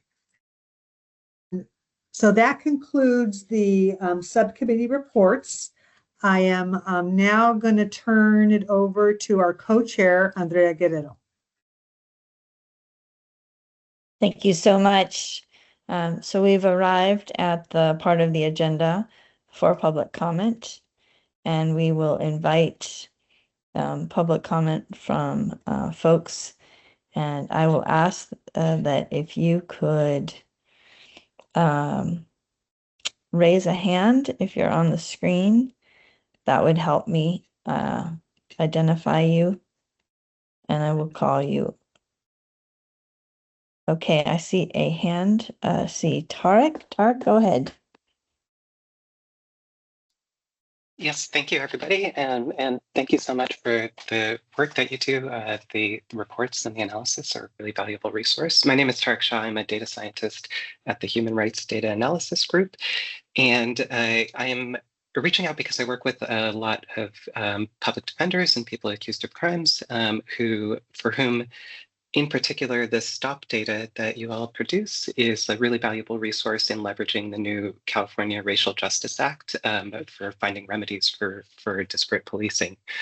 And one of the issues there is that both at a jurisdiction level, public defenders and the people who work in their offices, as well as in post-conviction settings, people who've been convicted of crimes need to be able to access jurisdiction level statistics about stops in a way that they can access. In particular, I'm concerned about people who are doing this without representation, because you need to meet a bar of evidence in order to even get representation. I apologize, I was a little bit late, so I heard something about a dashboard which might solve some of the thing that I'm talking about. Because this is what I do for a living, had downloaded the data and built this thing. I'm only a private citizen. It would be much better if this was coming from a public agency, but I would be interested in helping or talking to anybody who wants to do something like this. One of the things that I found in going out and talking to people about how they might try to use this data is some concerns about its accuracy and whether it is correct. And in particular, people have pointed out stories over the last several years, which I know you know about because I read about them in the RIPA board reports. But there was a study in the LA Sheriff's Department stops where they were underreporting stops relative to what was seen in the CAD logs. And then here in San Francisco, there was an instance where somebody was misreporting the race of drivers intentionally in order to change the statistics.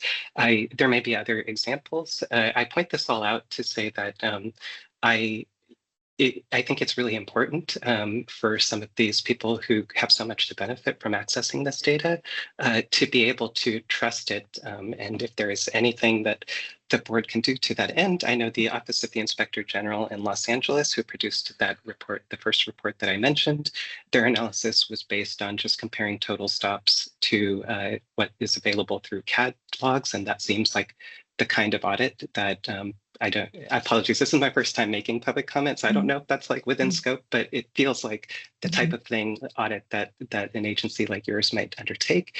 My interest is in making sure that people who could use this data to also leverage the other laws that have been passed around the same time are able to trust it and know that when they go to court with these numbers that they're defensible. And I've heard like some skepticism, so anything that the board could do to like help kind of make this a stronger thing would be great. And I really appreciate everything you do. Thank you. Thank you so much for your public comment. You did great. We welcome, invite, and encourage public comment and any information sharing. So thank you for modeling public comment. Just as a reminder, the board doesn't respond to public comment, this is your chance to speak, not ours. And so we welcome any additional public comment from members of the public. If you could raise your hand, I will call on you.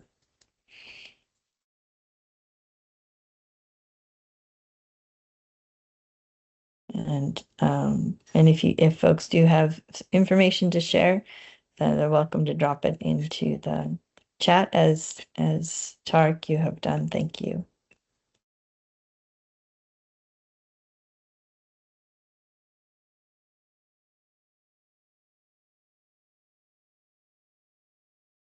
Okay. Just want to make sure everybody is able to access our public comment. So if you are able to raise your hand by pressing the hand button, you're welcome to do that. If you're not quite sure how to do that, you can drop in the chat that you have a question. Barring that, you can just say out loud, I have a question.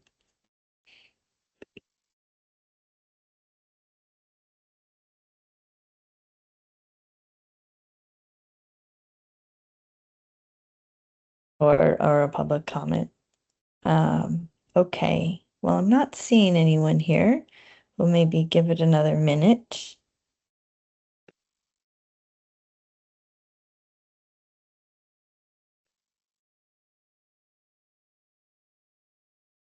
We have had robust public comment in our committees, and that has helped inform the drafts of the report. So we appreciate that.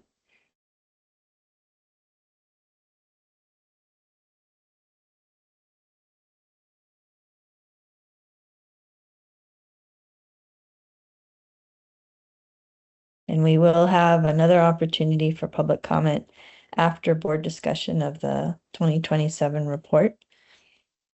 But if you don't have anything to say now, you can comment a little bit later in our agenda. All right, well, seeing and hearing no public comment, no additional public comment, it's now time for a break, and we have a scheduled break of 10 minutes.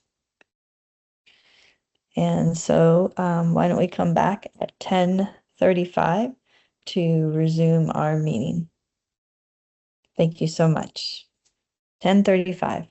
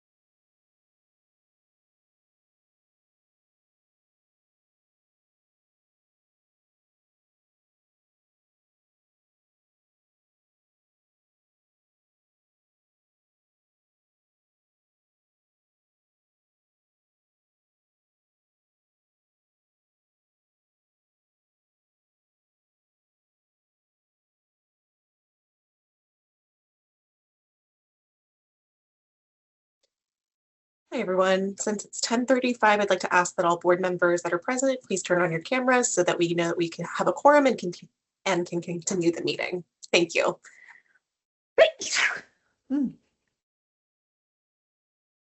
Gesundheit.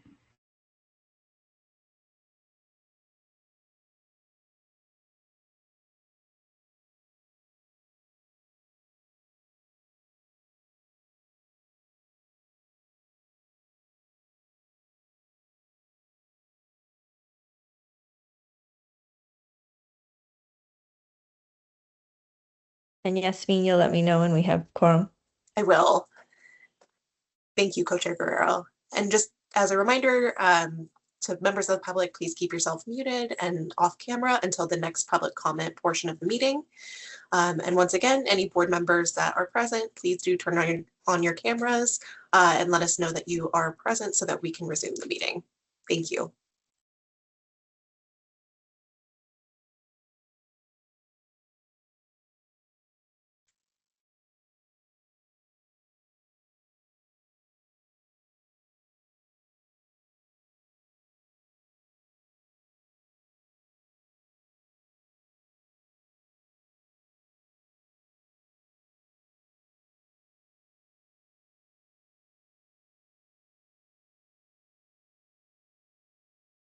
Are there any other board members that are present that are not able to turn on their cameras at the moment?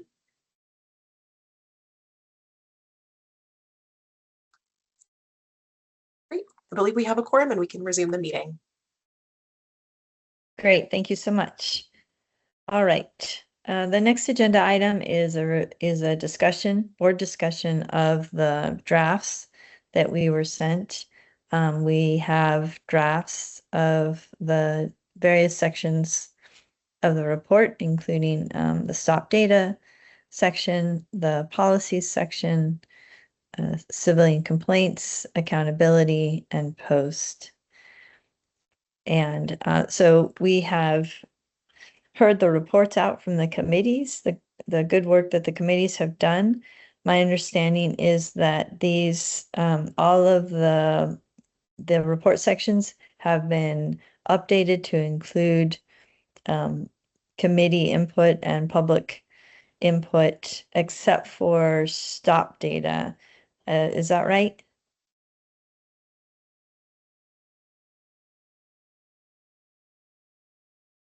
I think that's right, because of just the shortness of the time. I think that's right. Because we just had our last stop data meeting recently. So that one, if you were participating in that meeting and you don't see the changes that you offered reflected there, it's because that section has not, DOJ had not had a chance to update it and post it in time for the notice to this meeting. So the other sections should be updated, and it's an opportunity for us to take a look at those and weigh in. But maybe it's helpful to go through section by section and offer comments. So we can start with the stop data section, understanding that comments from the committee have not fully been incorporated yet, but we welcome any thoughts or reflections, suggestions on stop data? And I'll start with one that didn't occur to me in the committee meeting, but we are getting updates on the data portal, and it would be great to sketch out maybe a section in the stop data part of the report that just perhaps talks about how to use the data portal. Just some guidance on the data portal and the kinds of things that can be understood from that portal. Perhaps even like a very short walkthrough of it. I don't know if that's a stop data section of the report or something at the top of the report, but I think that we have been talking about the need and interest for that data portal for a while. And rather than just put it out there in the world, it would be great if we communicated with the public about it and how to use it.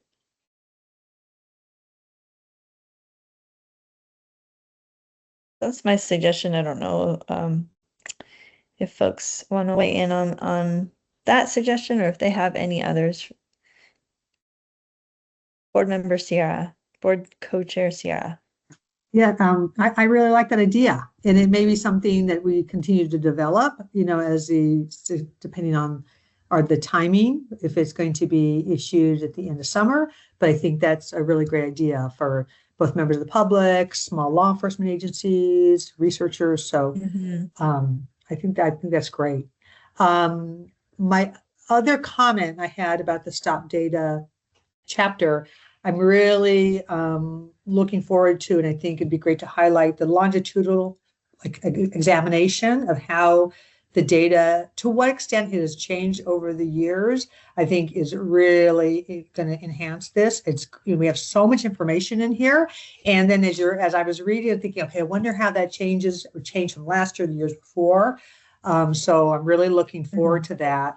And one suggestion I would have is if there could be a discussion in there of, to the extent there are changes, like what is considered statistically significant, if that can be captured or explained, at least in broad strokes, would be helpful.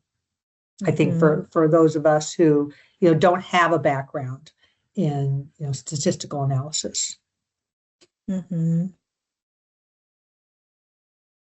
then I do think, and I think we've done this already to the extent that we do see changes, that sometimes or very often is we're unsure. There may be different reasons why those statistically significant changes have occurred, and just maybe to point out some possibilities. So I think that's helpful as well. And maybe DOJ can clarify for us, because I'm not sure where longitudinal analysis is going to sit in the report. I think it may be sitting in the policy section.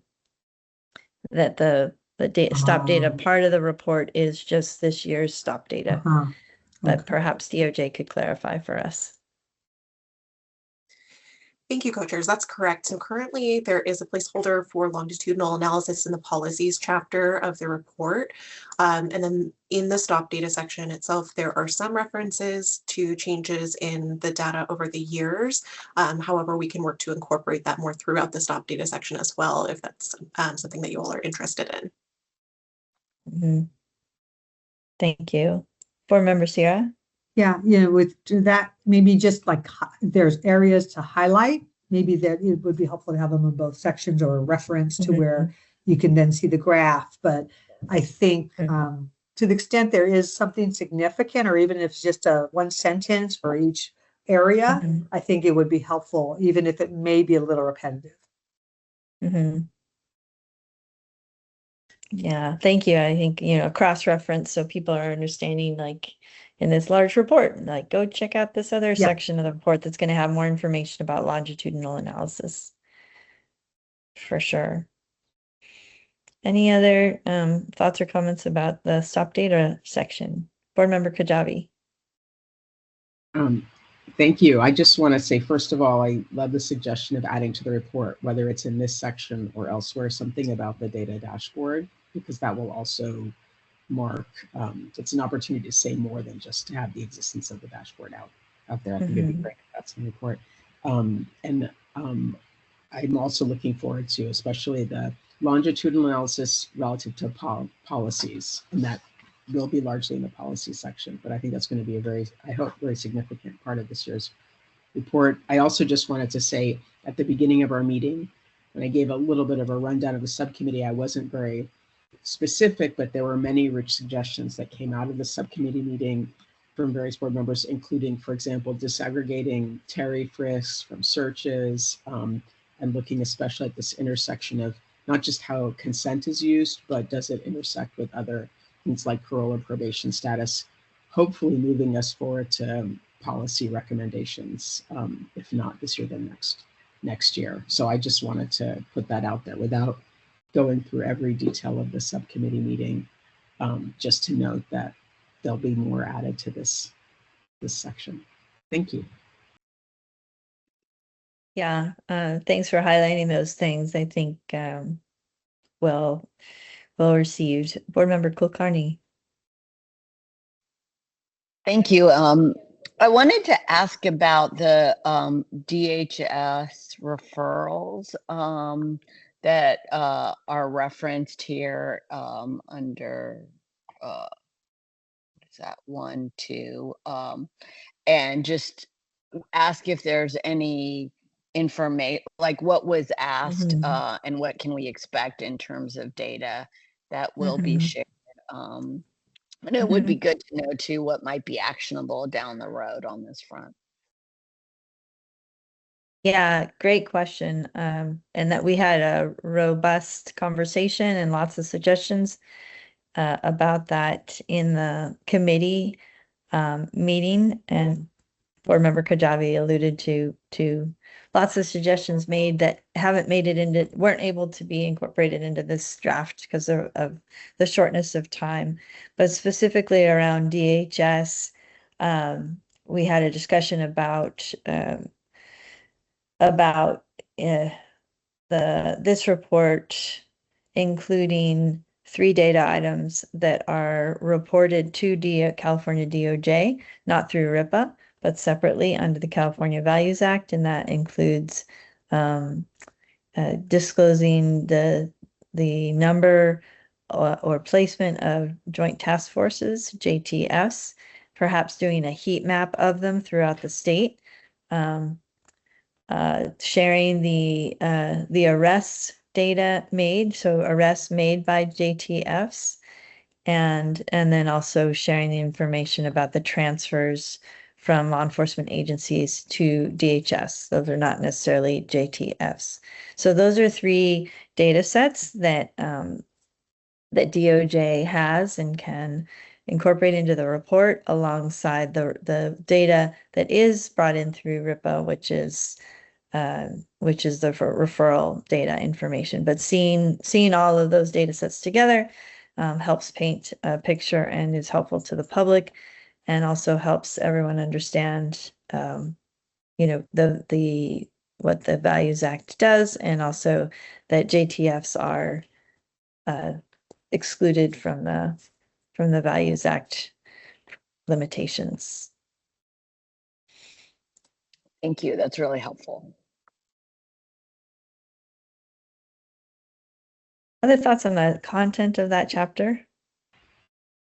Can I just add to that discussion? And there are so many here who are so much better informed than I am about this, just what's happening now in terms of immigration and federal actions. But one thing that did come out, which is a challenge during our subcommittee meeting from DOJ, was that there was originally the idea to try to analyze some of the narrative text boxes in some of the reports to try to see if there's a way to understand better what's happening around immigration status. And there, in the end, I think that there isn't enough, either those narrative analyses aren't sufficiently detailed, it's hard to understand things in context. So I can't remember now if this draft indicated the use of the narrative as a possible analysis, but that's not something that in practice now is going to happen, is easy to execute this year. So that's just so we all understand as a board that was a goal, but that one, if the data's not there, then we can't analyze it. So that's something for future thought, even though this year we'll look at things like a joint task force activity, for example. I'd like us to think about in the future, are there other ways we can get a picture in around immigration and what's happening in terms of federal actions in California, even though I know it's not flowing directly from the RIPA data. Thank you. Thank you, Daniel Harmon. Hi, Daniel Harmon with Research Services. I would like to clarify with the narrative report, we are able to do some narrative analysis for referrals or references to DHS agencies. It's just somewhat slim. So we'll have some amount of narrative analysis in there, but for reason of stop. Thank Okay. you for adding that clarification. Thank you. I appreciate it. Yeah, thanks. And then I want to surface that the report section on stop data does not yet have policy recommendations or recommendations related to stop data. If anyone at this time has any thoughts about those recommendations, what they should be, that would be welcome, and input for the committee, which will be meeting after this, and we'll be continuing to think about how to enhance this section of the report. Or we can wait till the fall when the committee has come up with some things, if they have any recommendations. I know in the past we've had recommendations specifically around like the data portal, and that is now underway. And so, it may be that once that comes out, we may have more to say around the data portal in particular and how we convey data to the public, how we help them understand it, and all of that. Board Member Smith. Yes, I mentioned this in the subcommittee meeting, but the stop data section of the report includes a great analysis about mode of travel, including a new analysis on stops that occurred during people commuting via public transportation, so buses and trains. And the data in this draft of the report shows that stops for fare evasion are particularly problematic, disproportionately being applied to Black and Brown people.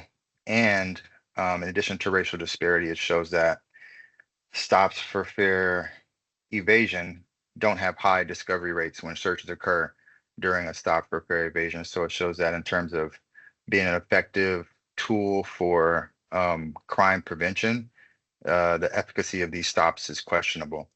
So one of the things that I offered up in the subcommittee meeting that I'll reiterate here today as a potential recommendation is for some form of language that puts in question the effectiveness of stops on public transportation for fare evasion, and potentially recommends that these sorts stops for this particular purpose be deprioritized by local law enforcement and public transportation agencies so that their resources and time can be better used for more effective public safety strategies.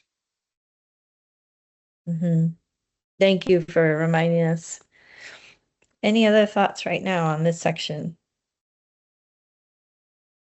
Can I just piggyback on that? As it was only briefly mentioned in our initial report that the board member Smith also directed us at the meeting to research that's been done elsewhere in other municipalities around fare enforcement and the disparate impact, and also just the impact on communities of the existence of fare enforcement. So I'm hoping that that section will translate not only into a recommendation, which I know is a rule now, but also that will create sort of a richer discussion. I don't know if that would tip over into policy. It seems to me reasonable that within the data section, but so in other words, not just a recommendation, but in particular looking at how other municipalities have navigated to this. That might inform recommendations. Yeah, thank you. Yeah. I think in the past, stop data recommendations have been it says policy recommendations here, but I'm not sure it's policy so much as just recommendations, and maybe DOJ can absorb this input and think about where it makes sense to have these different recommendations sit.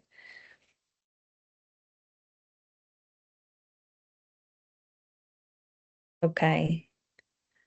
Any other thoughts? If not, we will move on in the interest of time. In fact, we will move right into policy. And so the policy committee has done a great job. Board member Dobard provided a report out from the committee work done. And Board Member Dobard, I believe the policy section has been updated to incorporate feedback. It's still a work in progress. There still need to be charts added. This is where longitudinal analysis will sit. And so, and in fact, I see now that I'm flipping through that this is where the JTF information has been brought in. So that's good to know. And welcome any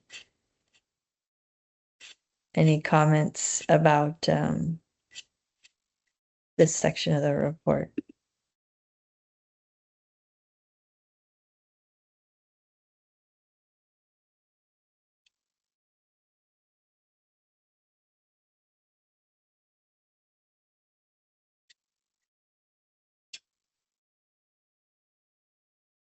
And John, do you just want to reiterate like sort of the themes that we're moving in this section of the report?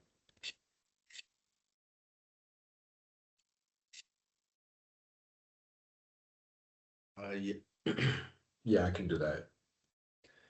So as a reminder, there are 4, we're looking at past board recommendations, what's been adopted at least in some form, with a focus on 2 local examples and 1 state example. So, local examples being San Francisco PD and LAPD on reforms to when they'll make vehicle stops, and then the state law relating to when deadly force may be used. Another topic is Kavanaugh stops and how California law protects individuals from racial and identity profiling. The third is about the effects of being perceived as not speaking fluent English. And then finally, technologies in the future.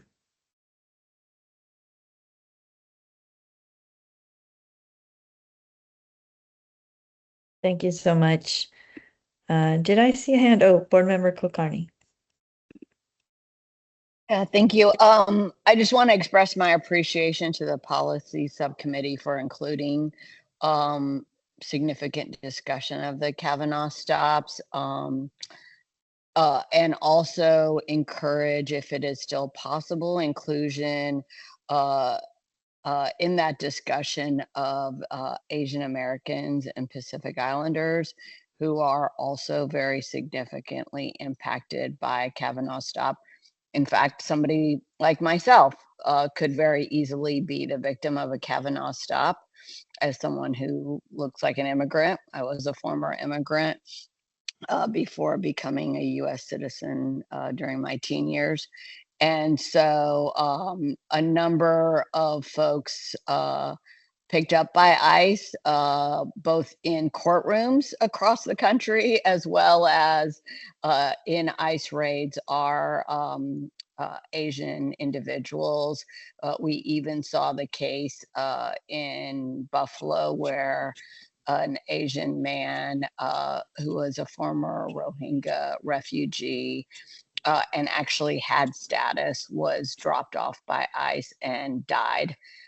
He was blind and was died in the middle of the night under frigid conditions. So very much the Asian community has been impacted by these Kavanaugh stops, and so would appreciate inclusion of our communities in that discussion. Thanks. Yeah, thank you so much for surfacing that. Other thoughts about the content here? I'm going to take a minute to plug in my computer.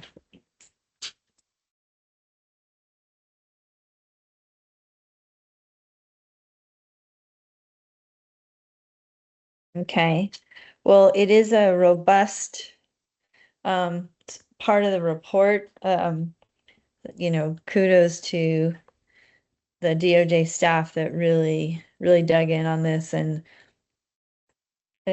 was responsive to the board and drafting the content of the chapter. This does include policy recommendations, and they start on page 38 of the section of the report. And there are quite a number of recommendations. There are 9, one of which is a recommendation about data analytic tools. And so I think for DOJ staff, I think it would be helpful if you could think about where recommendations sit, because like some might be squarely should fall into what should fall into the stop data recommendations, what should fall into the policy recommendations. I think we need your help on that. I think we can provide input on the recommendations, but placement in the report would be helpful for you all to think about so that there's a logical flow to the information. But the recommendations, it would be helpful to get input on these. The first recommendation is that all law enforcement agencies covered by AB 953 adopt policies prohibiting profiling that include the RIPA definition of racial identity profiling, and that all officers should be trained on that definition.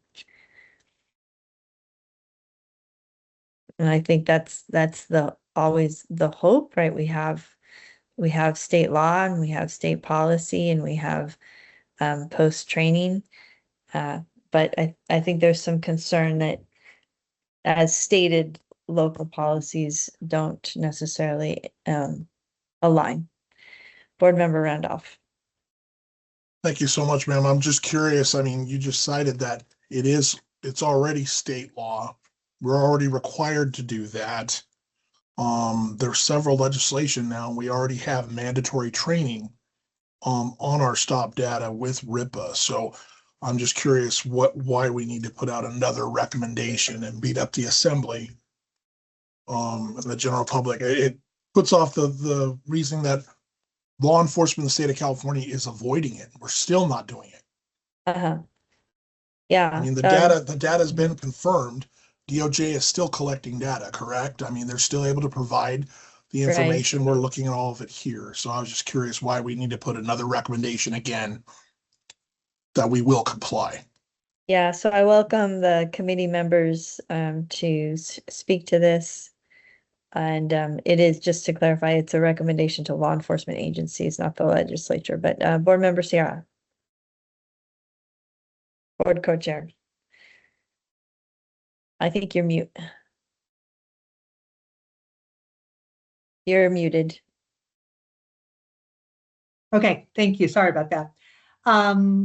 My first reaction to this first one was, what aren't they already required to do this? I guess this is kind of on what Board Member Randolph was saying, that is state law. I guess we're saying there should be local policy.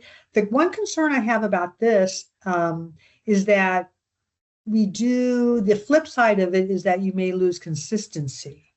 And we have a consistent state law. I mean, we have a statewide definition, a statewide policy. So I too am not fully persuaded that we need this or that it will be helpful.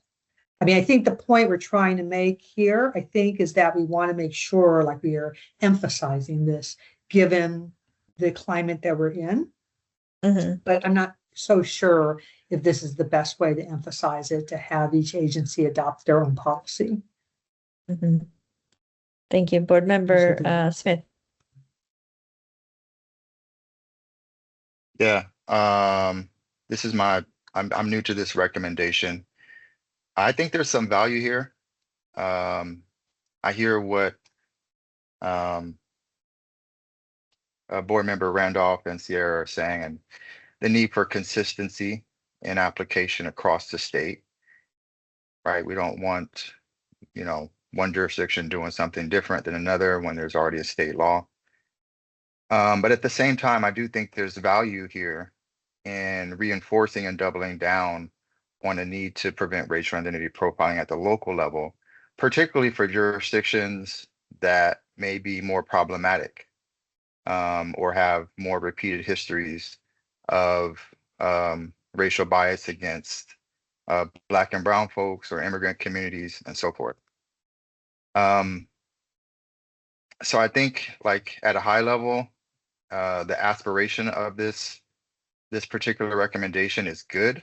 I think it could potentially be refined a little bit. And I do think, the question is like, this implies that there's a question posed that, oh, having this recommendation implies that agencies aren't complying with RIPA. That I would say that's true from what I've seen in the landscape. If you, for example, I'm in the complaints and accountability subsection of the board, and we look at the data on complaints of profiling. And every year there's hundreds of complaints, but the number that are found sustained are de minimis, like 2 out of 200 or something like that, which implies that, 100 and something people every year are just lying about profiling. And I don't think that's the case. I think there's room for us to further reinforce the state law at the local level to make sure that local law enforcement personnel are complying with state law. In addition, there's also indications of non-compliance when you look at the actual data that's reported. So, for example, the Los Angeles Sheriff's Department was subject to an audit by the Inspector General some years ago, and they found significant underreporting and discrepancies on reporting of people who are Latinx or from similar backgrounds. When they compared RIPA data compared to local department data on their local systems, there was a significant discrepancy under the RIPA data. And we've also seen in our analysis at Catalyst California of RIPA data that there's instances of some law enforcement personnel and agencies making considerable efforts to make the data more murky. For example, when it comes to selecting the race or ethnicity of a particular person, they'll just select every single one. So they'll select Black, white, Latinx, so on and so forth. So then when people attempt to analyze the data, it essentially cancels out that particular entry and makes it unusable. So the general idea here is to ensure compliance with RIPA. And at a high level, I think that's a good thing because there's strong indications from what we've seen since the adoption of RIPA that there's room for growth.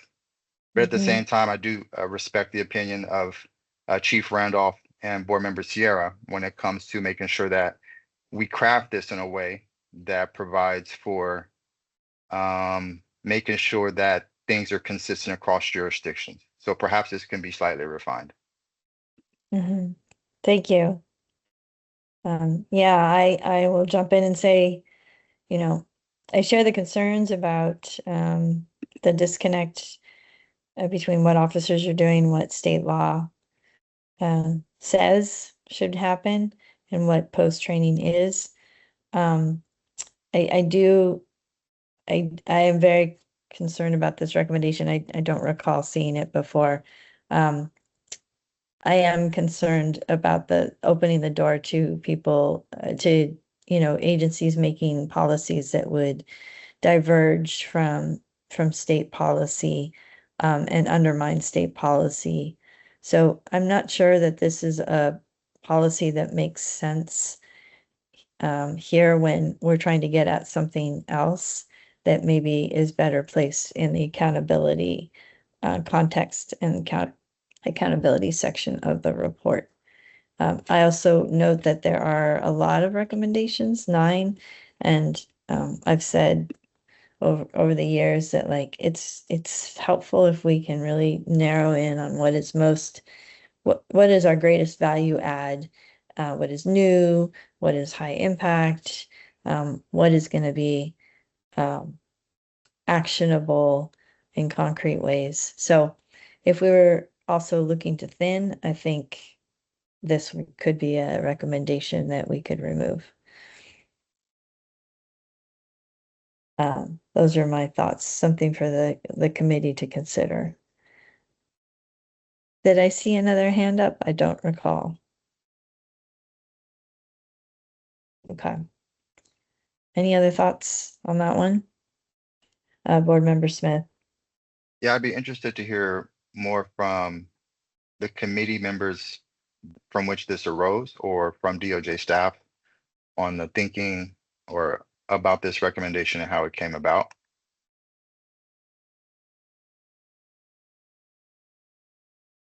Is there anyone who'd like to speak to that? Either DOJ staff or committee. I'm not sure. I'm on the committee, but I don't recall the recommendation. So this might be, but I'm a busy person and my mind is scattered. Board Member Kazi.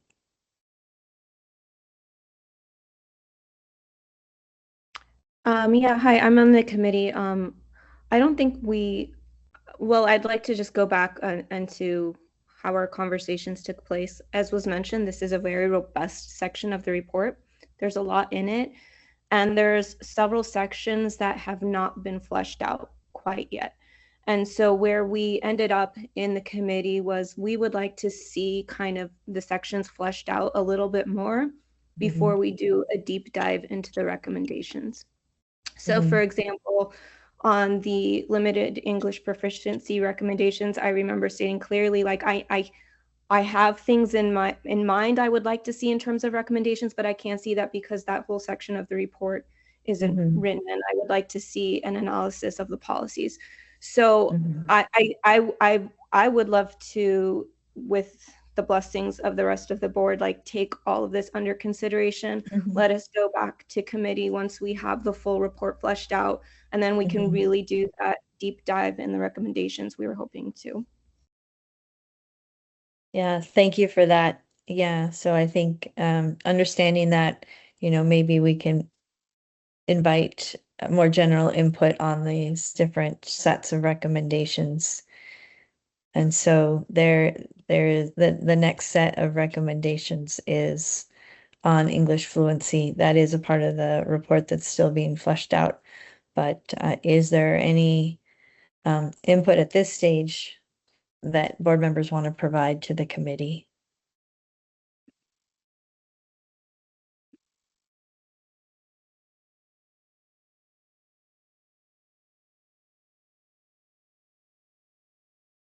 Okay, what about the next section on ALPR systems? There's a discussion of that in the report.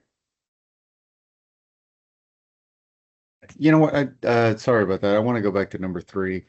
I think that's a little cumbersome and burdensome to a lot of these smaller agencies. So it's basically asking for all agencies to adopt essentially Axon body cam. They're the only ones that have the real-time translation technology right now.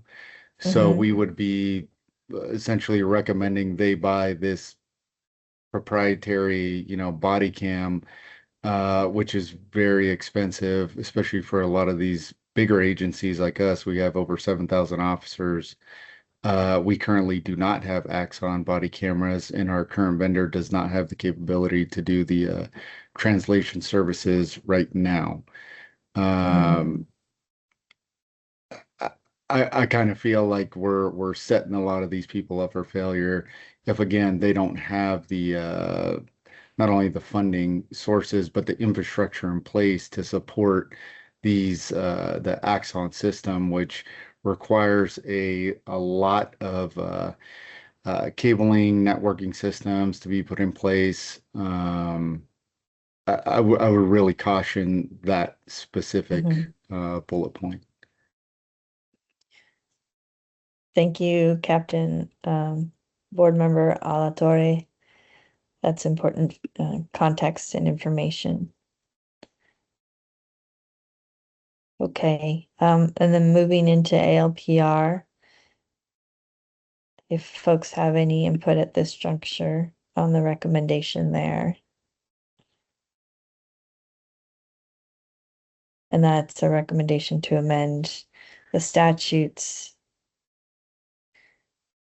around the operation of automated license plate readers, which is what ALPR stands for.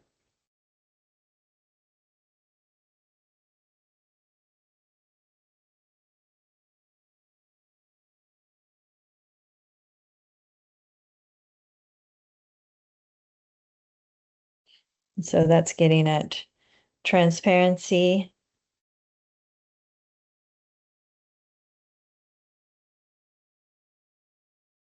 The committee can continue to chew on that as the report analysis is developed.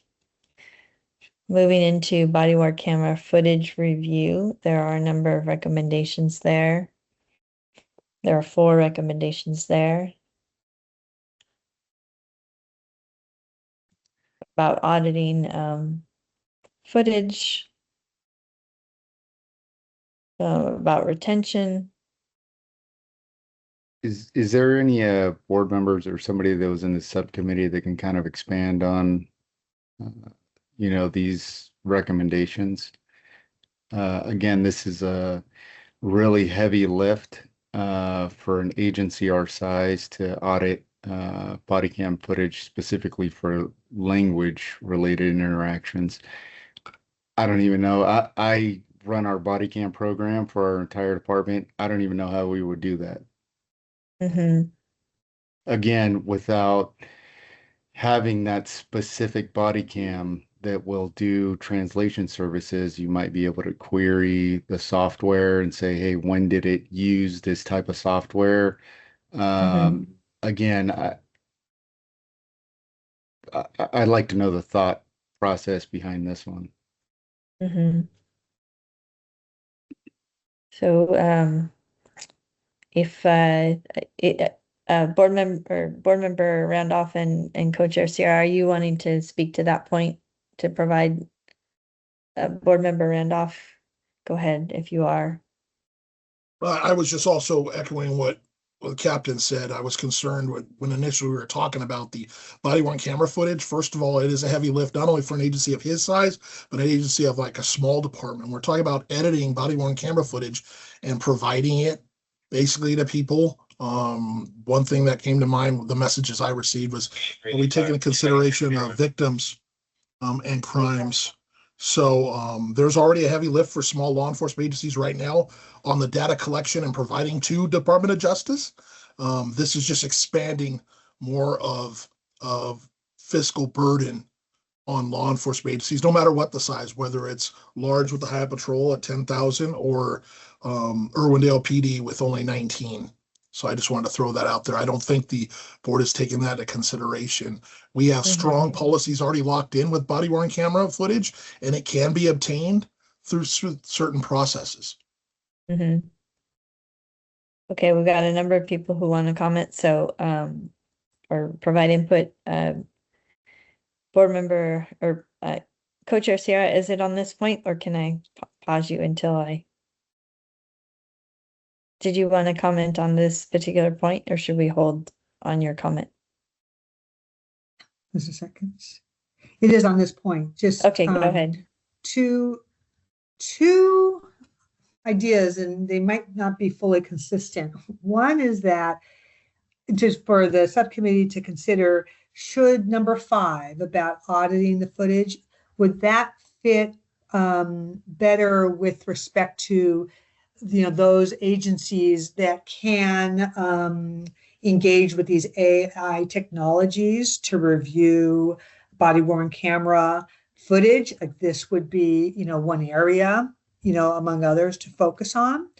And the other just thought I had, as written right now, part of me as reading this thinks like, well, this would give agencies quite a bit of discretion about how much they're auditing. Is going to be a sampling, or they're looking, for a certain amount of time. It's not necessarily requiring a full audit, of all the footage. I'm not sure what was intended, but those are just 2 kind of ideas for further consideration at the subcommittee meeting.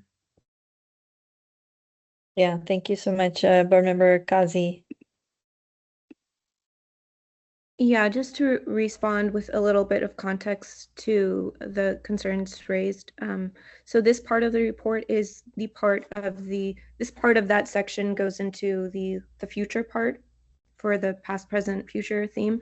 And it does explore emerging technologies with respect to analyzing body cam footage. For example, one case I'm working on, we received 10,000 hours from law enforcement agencies of body cam footage. It's like impossible for us to go through, but with the use of an independent third-party contractor who is able to like spin through it using, language assessment tools, part AI stuff. So as these technologies are emerging, that's where the recommendation is coming from, because we might see law enforcement agencies adopting this sooner rather than later. But of course, there are tons of privacy and surveillance concerns and other things. So please, if you have a chance to look through that section of the report, and of course, we always welcome, how realistic is this? How much can we expect in our recommendations? Thank you so much. Yes, I think, we're the committee is providing this input to the committee is really helpful. And I think I would just add here that, putting a fiscal lens on this is going to be important, because some of these things, at this juncture may not be feasible. And if we're thinking about something for future, then maybe using the language of explore, things like that. Board Member Smith. Yeah, appreciate this conversation. And I'll just note that I'm reading this language is very like it's not like a requirement or anything like that. It says should. So I think from my perspective, if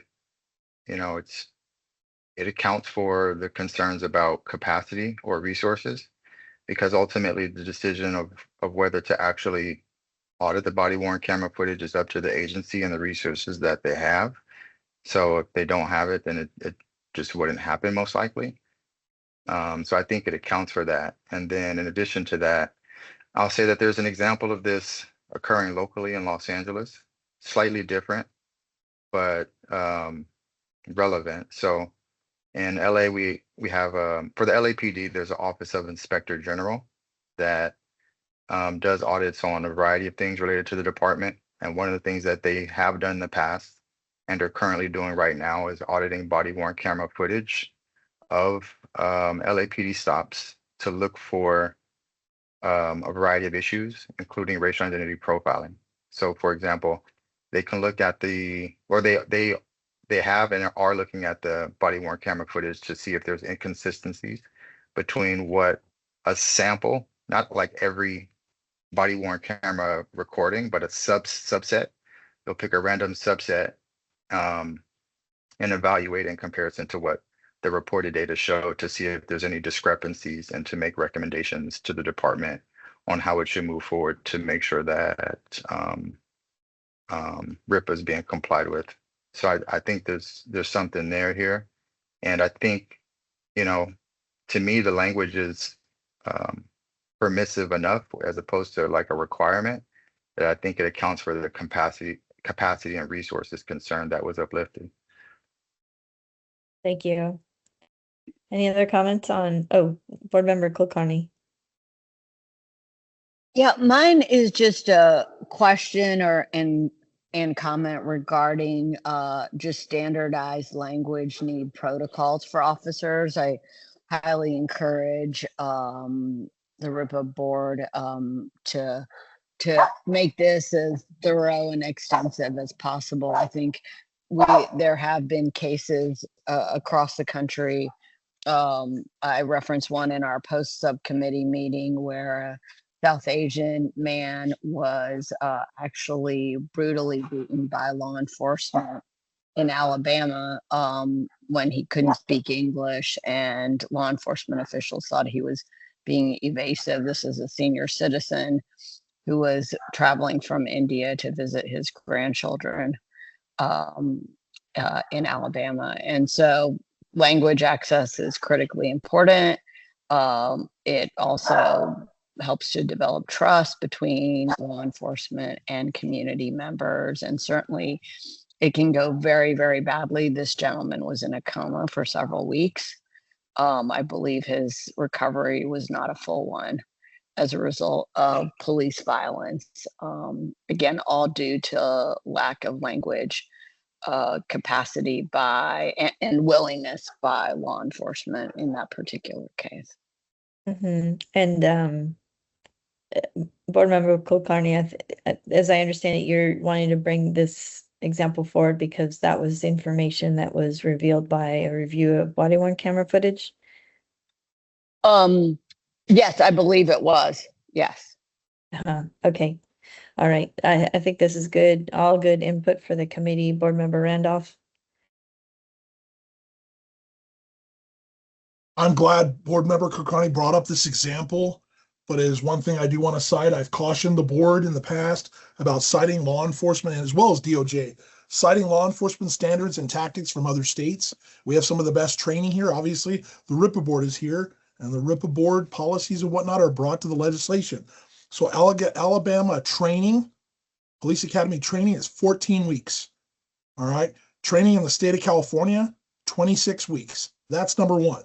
We have ongoing training and RIPA training when it comes to racial profiling throughout, which is mandatory throughout the year for all peace officers. So when we're going to start cautioning and citing other states, which I'm not throwing down Alabama and what they do, please, some of my best friends work in Alabama. We have some of the best standards and training. So when we're talking about good information, we're going to put into a report and marry our name to it. We need to be cautious and compare to what we're doing here in the state of California. That's all. Okay. All right. Thank you. In the interest of time, let's move on to the last recommendation, which is on stop data analytical tools. And that's a recommendation to the legislature to allocate funds to state and local agencies for procuring data analytic tools to help them understand the information that they're seeing. Again, this might be better placed in the stop data section, just as a thought for DOJ staff. But any thoughts about that?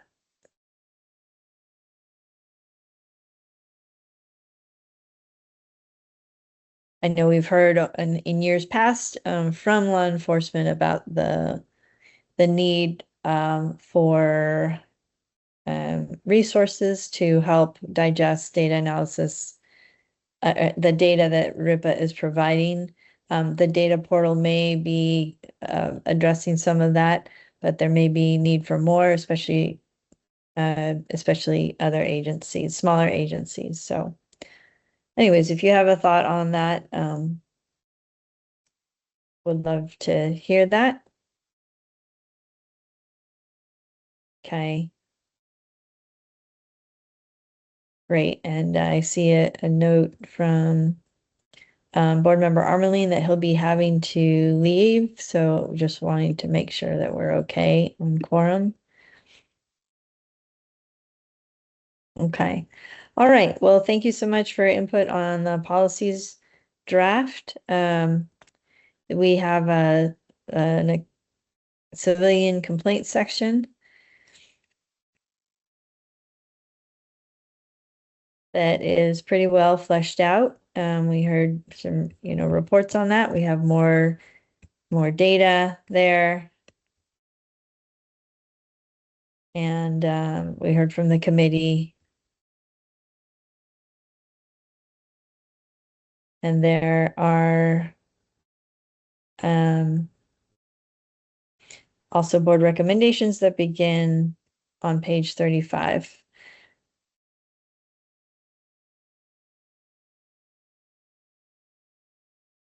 And so if you have any general comments or input on this section of the report, we welcome those. If you want to focus your attention on page 35 on the board recommendations.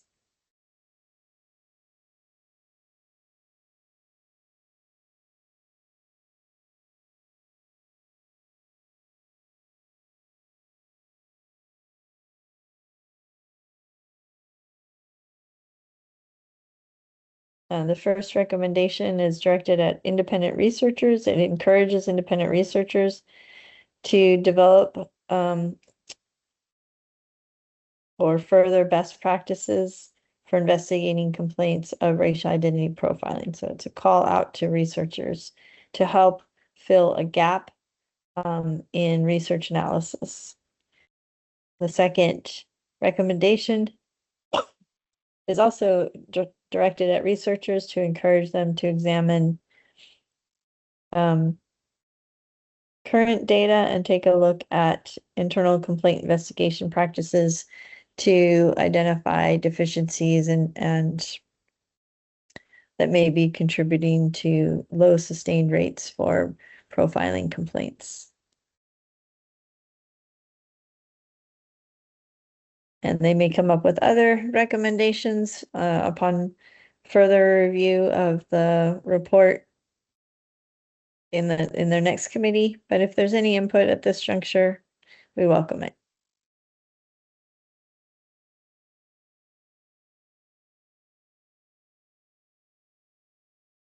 Board Member Sierra, Board Chair.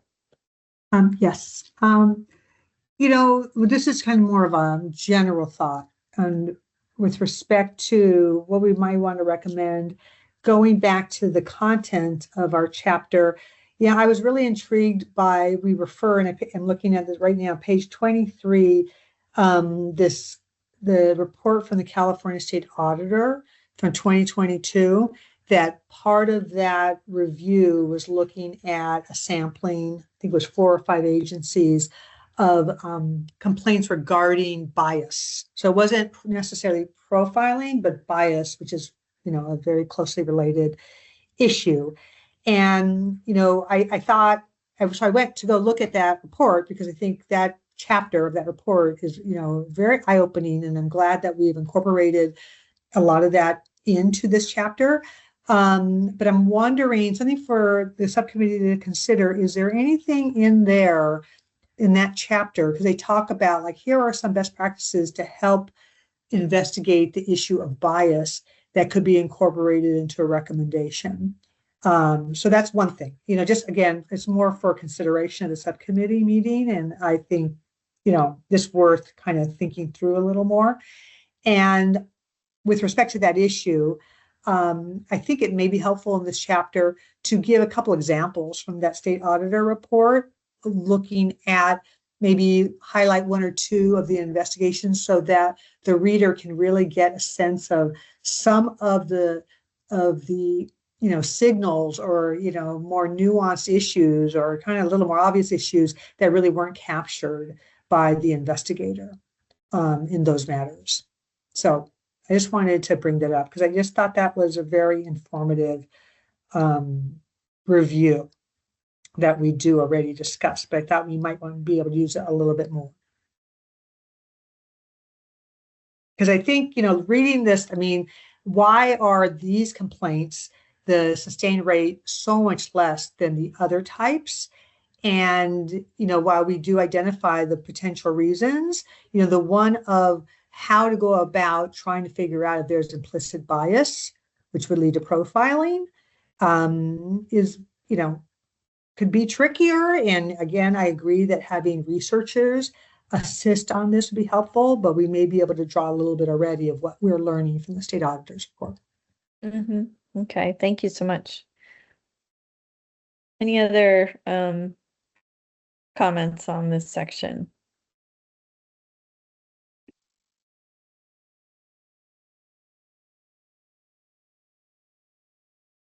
Okay, we look forward to this section. Board Member Randolph.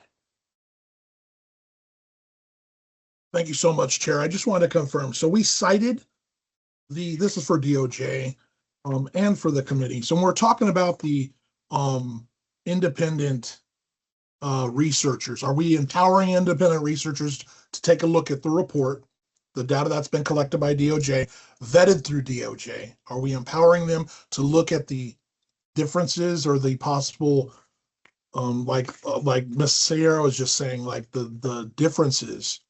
Are we empowering them to challenge or question the decline or the differences or whatnot? that's being provided by those agencies? Is that what we're doing? Yeah, if I would just direct you to the language of the recommendations, which is encouraging researchers to use the publicly available data to develop tools and analyses that would help the field understand the data. Okay. So there's no Okay. transfer of power or secret. That's not the recommendation. It's encouraging and guiding researchers to help resolve gaps in analysis. Resolve gaps in analysis. And when you say gaps in analysis, are we talking about gaps in analysis of the data that was provided by that agency to DOJ? Or are we But I would talking refer about you the, to, I would just encourage you to look at the language of the recommendation, which is simply encouraging people to use the available data and think through, how to develop tools of analyses that we currently don't have.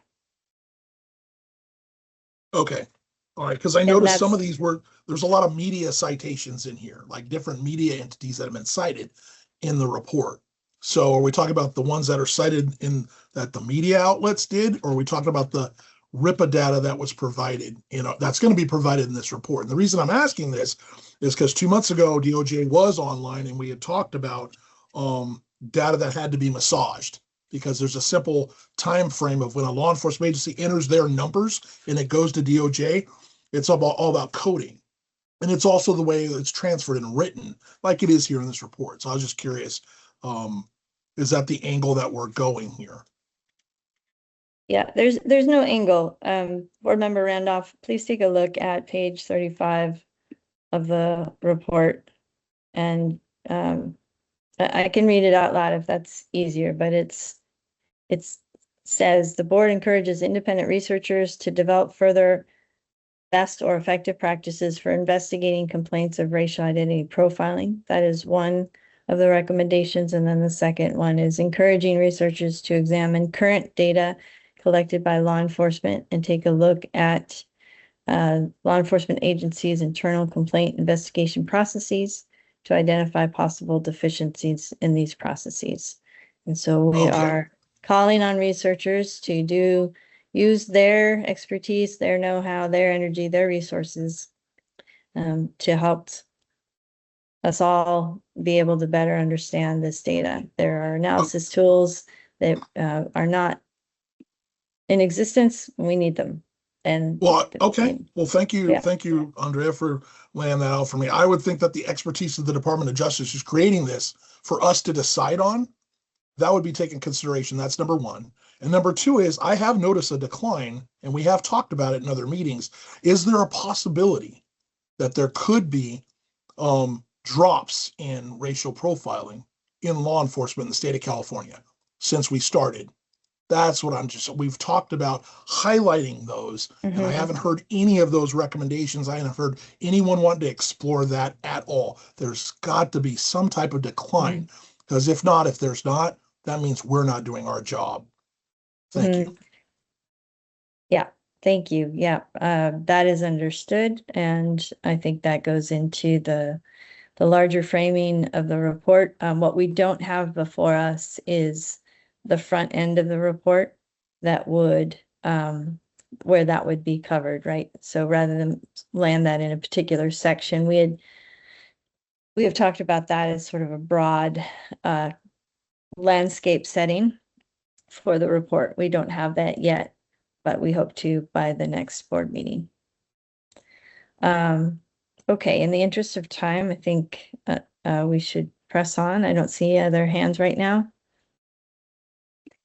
And so we have an accountability section of the report.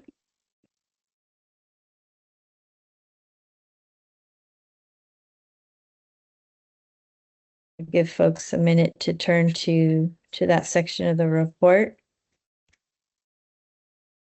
We had heard an update on from the committee.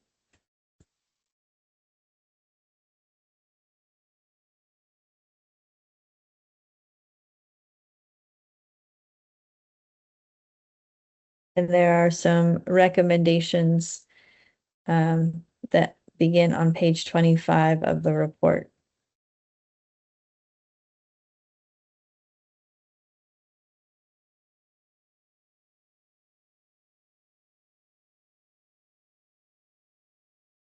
And so there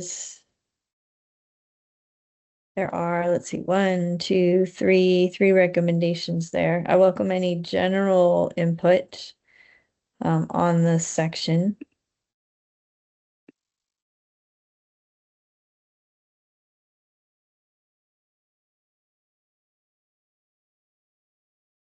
Board Member Kazi.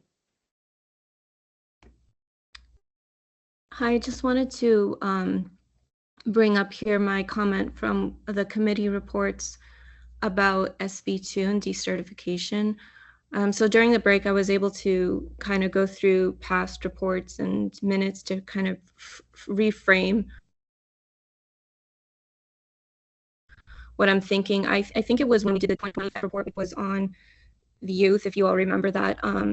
It was the policy committee actually that had some additional recommendations on SB2 in terms of the forms and stuff specific to youth.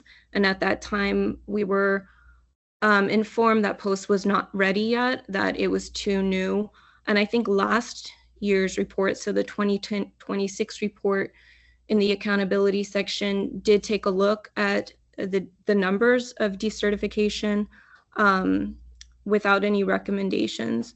So I do want us to like kind of build that institutional memory here, either in the future aspect of the report or in a section within this section, just some mention of SB2 and how we hope to, if it's too late for this year, but to really look at, bring back some of those recommendations that were assessed to be untimely, and create that time now that 2 years have passed, or by the time we get to this next year, 3 years will have passed. Mm-hmm. Thank you. Yeah, that is an important thing to note, that time has moved on. We have more data.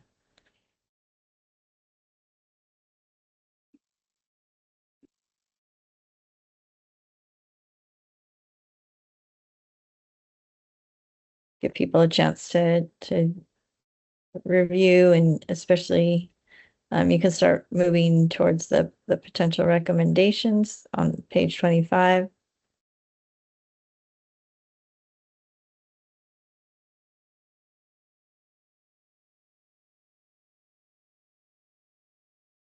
And these are all, these 3 recommendations are around audits.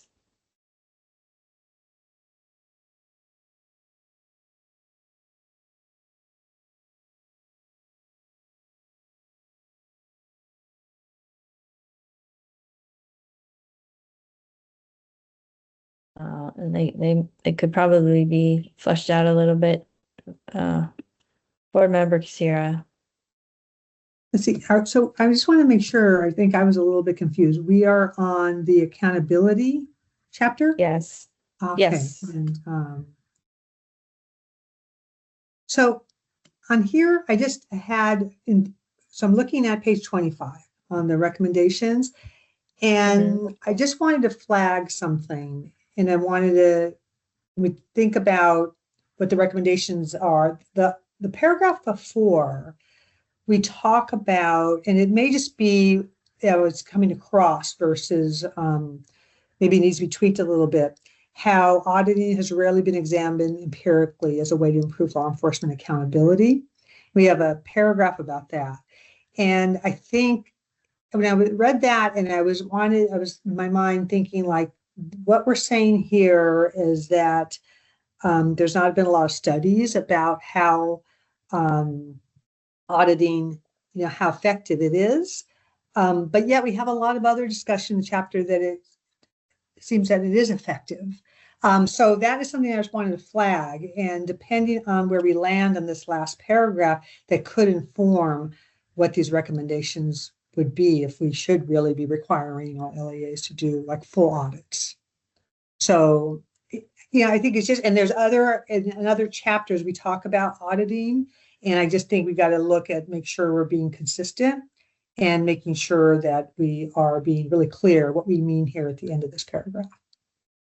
Mm-hmm. Because we talk about how, as a relatively new and unconventional approach to addressing police accountability, the auditing function needs to be explored in more empirical data to help achieve a better understanding of its uses and directions. Mm-hmm. You know, so in light of that, I just don't know, are we ready for recommendations, or should they be tempered Right. a little bit? Or does this paragraph really not, is this not really where we're landing? So. Right. Yeah. Yeah. It's a good point. Board Member Smith.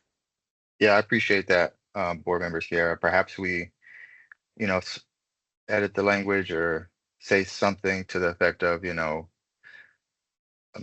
lot of the law enforcement agencies that have an auditor or inspector general often came about because of litigation.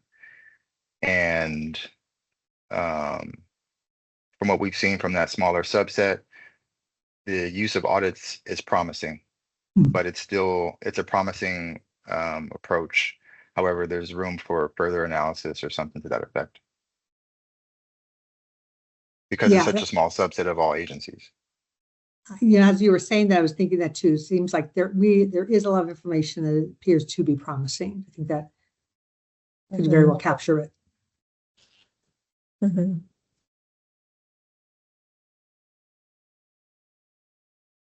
Yeah. Yeah. So this probably needs some fresh thought at the committee level,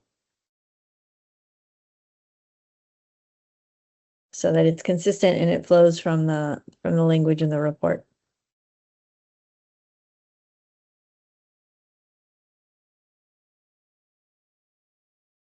Okay. Any additional comments here?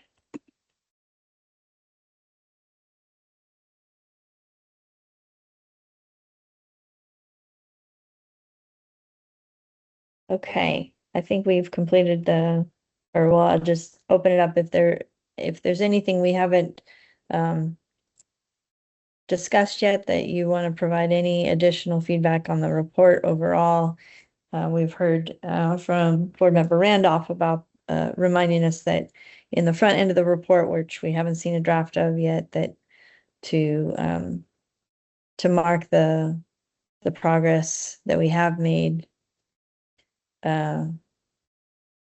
But is there anything else that board members would like to speak to on the sections we see before us, or on what should be at the front or back end of the report?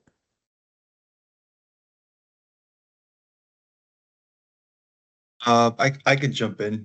I didn't realize that we had gone over the post section. Oh, sorry, we didn't. Ron, thank you. I thought I was missing one. Okay. Yeah.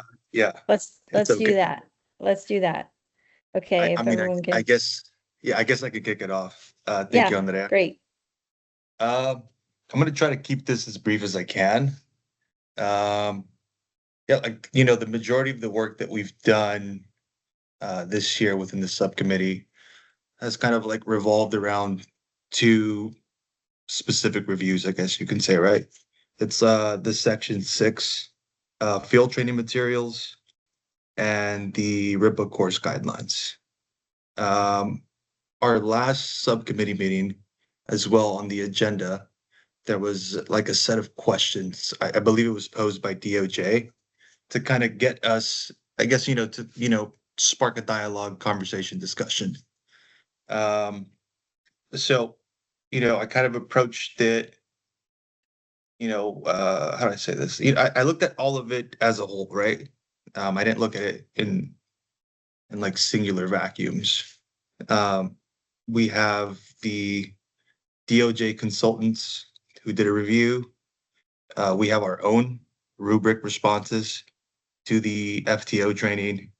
And we also have, I believe, Post had some written responses to us, and we have like the guidelines themselves. and I sat with it, and I feel like all four of them kind of told the same story. Like the core theme within it all, right? Like the underlying theme that I think is important. The values and the materials are correct, like the legal principles as well, right? They're also correct. But I feel like what's missing within that is like how those values and principles convert into like standards that we can enforce, observe, and measure. And for like the field training, materials, it's basically like it's like prohibition based, right? It's not based on competency. So, like my interpretation of that particular, I guess, nuance there is that a trainee can satisfy like every prohibition, and they can still profile and escalate when they make contact. There are 31 different like daily evaluation competencies in the FTO review, and only one of those covers community relationships. So there is like no explicit standard for equity, for procedural justice, de-escalation, bias-free policing, like anywhere in those like evaluation instruments. And like the recruits receive 26 hours of LD3, and I think it's 14 or it might be 16 hours of LD42 within the academy, right? But like the training officers aren't it's like they're not really directed to reinforce any of that in the field. And we don't really test for that at the close of like their basic training. And also for myself, like there is like no systematic approach. Like there's no single entity that reviews like Section 6 as it stands. Like those forms that are filled out, or like the daily observation reports that like FTOs fill out. So like there's really no feedback mechanism when it comes to like gathering data that's necessary to determine the effectiveness of like this training in practice. I know that Post confirmed to us that there's like no revisions that are planned for this particular process. So that kind of set out to be.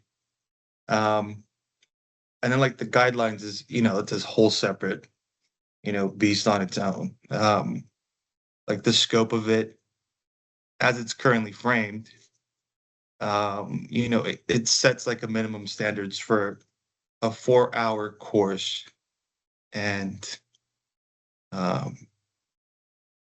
like well, like the statute basically directs that we need to have racial identity profiling guidelines for all RIPA related courses. That's not in place right now, right? And like the function of it is like it's like a supplemental thing for facilitators to have as guidance, optional to the curriculum. And it isn't like a standalone, I guess, like framework, right? That is applied across the board. Yeah. And, to that point, like, as a board, we've already endorsed like a model that works, which is like the use of force model. And that sets a minimum standard across all agencies that they need to maintain. So, my takeaway from that is that we should apply that same thinking to these RIPA guidelines and follow that same structure. Yeah. And I mean, I've talked about like community engagement, it's encouraged, it's not mandated. It's something that, should be mandated for agencies to do. There should be like a structured process for them to have community engagement. while they do these trainings. Yeah. And I mean, I was a part of like the MOT, train the trainer. We did all that stuff. And it was, it was a long process. But like, coming back to, I guess, coming back to the report, we have like, 8 years of stop data. And like the disparities haven't really changed. And like within like this training, like within the training architecture, like this, the way that officers receive the training, whether it's like the F2P or the guidelines, we still can't really answer whether or not it's effective or it's actually working. Right? And I think for me, that's important to raise. Like, in my opinion, the solution is fairly simple, right? We have to raise the minimum standard. We have to like define the standard.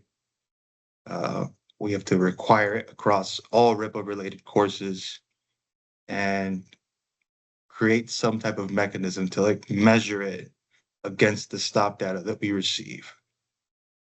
And I feel like because of that, like the beauty in that is that it doesn't really require a new statute to be established. Every recommendation comes through post through their existing, certification process. And they have that authority to set that standard. So I think, the first step that we need to take in like addressing the disparities we see is doing that, right? Like, we got to raise the standard. We have to have like an evaluation mechanism so it can accurately capture what's happening across the state from agency to agency. And it's already been done with the use of force. It's, I don't want to say like copy and paste because that's not accurate, but we have like a framework that we can refer to that can help us start to think about how we apply it to RIPA related courses and the trainings that officers receive. So I think it's important that again, it's very informative. I think they're making a great effort, but, unfortunately, it's still falling a bit short of where we need it to be to address the disparities. Ron, thank you so much for that level set. And, we welcome your thoughts. You were, deeply a part of the report development, the section development. And so I don't know if you have more to add to what's already in the report, or you would like to see different or things or whatever. So hearing that would be helpful. And while you're thinking about that, Board Member Kazi. Yeah, thank you, Board Member Vieta, for all that context. And when you were mentioning having structure and strategy, one thing that one of my initial reactions when I read through this section of the report is how differently it read from other sections of the report. For me, this section of the report almost read like committee minutes. Like some board members felt this, some board members felt that. And I understand that there were consultants, DOJ staff, there's a lot of different actors in the development of this report, more so than some of our other committees have. But for me, when I was reading it, I would have really liked to see, this is what our board feels. And then we vote on it for it, or we vote against it. But to this is the standard that we are putting forward. This is the analysis that we have come to, and we get a lot of that guidance from the staff. So if the staff is saying this is what we're seeing, or in your case, the staff, the consultants board, this is what we're seeing. Okay, so let's put that in the report, and we vote yay or nay. We agree or we disagree. And so it's for me as a reader approaching this for the first time, it was hard to see that structure. It was hard to see that unified strategy behind this section of the report. Yeah, that's really important input. Board Member Randolph. Thank you so much. Board Member Ronnie, I'm glad. I love everything you laid out. And I'm really happy that you highlighted that we have been working with Post, and Post has been coming around. And there's communication and dialogue. There were some things that you talked about, and I mean, I look forward to someday, if when I do leave the RIPA board, that you could go on a ride along with me, and I'd love to see the ideology of what goes through your mind on a traffic stop with me. As a matter of fact, I would love to see that with everyone on this call. DOJ, I know you can hear me right now. I don't know what's going on with ride-alongs, but I sure hope that's happening. That being said, let's talk about community policing. So I'm going to take a copper, I'm going to put it in the academy, and I'm going to do, you're right, Ronnie, 26 weeks. They're not even touching the surface. But then let's go 6 or 7 months afterwards of field training. You cannot tell me that I'm not able to identify or weed out, because it happens every day. And that's data we can probably go after on cops that we washed out in field training in law enforcement in the state of California. But everyone on this call has been a victim at some point in time. Let's talk about a traffic stop. Let's talk about a break into a business at 2 o'clock in the morning, a sexual assault, okay? That dialogue of that trainee, whether white, black, Hispanic, male or female, an officer, an FTO, a sergeant, a lieutenant, they're going to be able to identify that within those 6 or 7 months or that year of probation. So community, the reason I'm saying this, and I'll let you all go, is community policing is all the time. It's not a class at Post. It's not in the academy. Community policing is always ongoing. I tell my guys every day, go out there, smile, shake hands or whatnot. Community policing is getting out of the car, walking out and having contact. But most important, when people are at their worst, where they've been victimized. And as a trainee or as a chief or as a sergeant, we're able to identify that. So I'm glad you brought it up, Ronnie, and I'm glad the board is actually, we're talking about it, but it's not just based on what starts with Post. Community policing is for the rest of the career. But here in the state of California, we've got a good year to weed out that racism, those biased cops are exactly what we're here for. I just want to highlight that. Thank you so much. Okay. Board Member Sierra, Board Chair. Yes. I do appreciate how this chapter is different than other chapters. And I would suggest that, it is helpful here that it's different.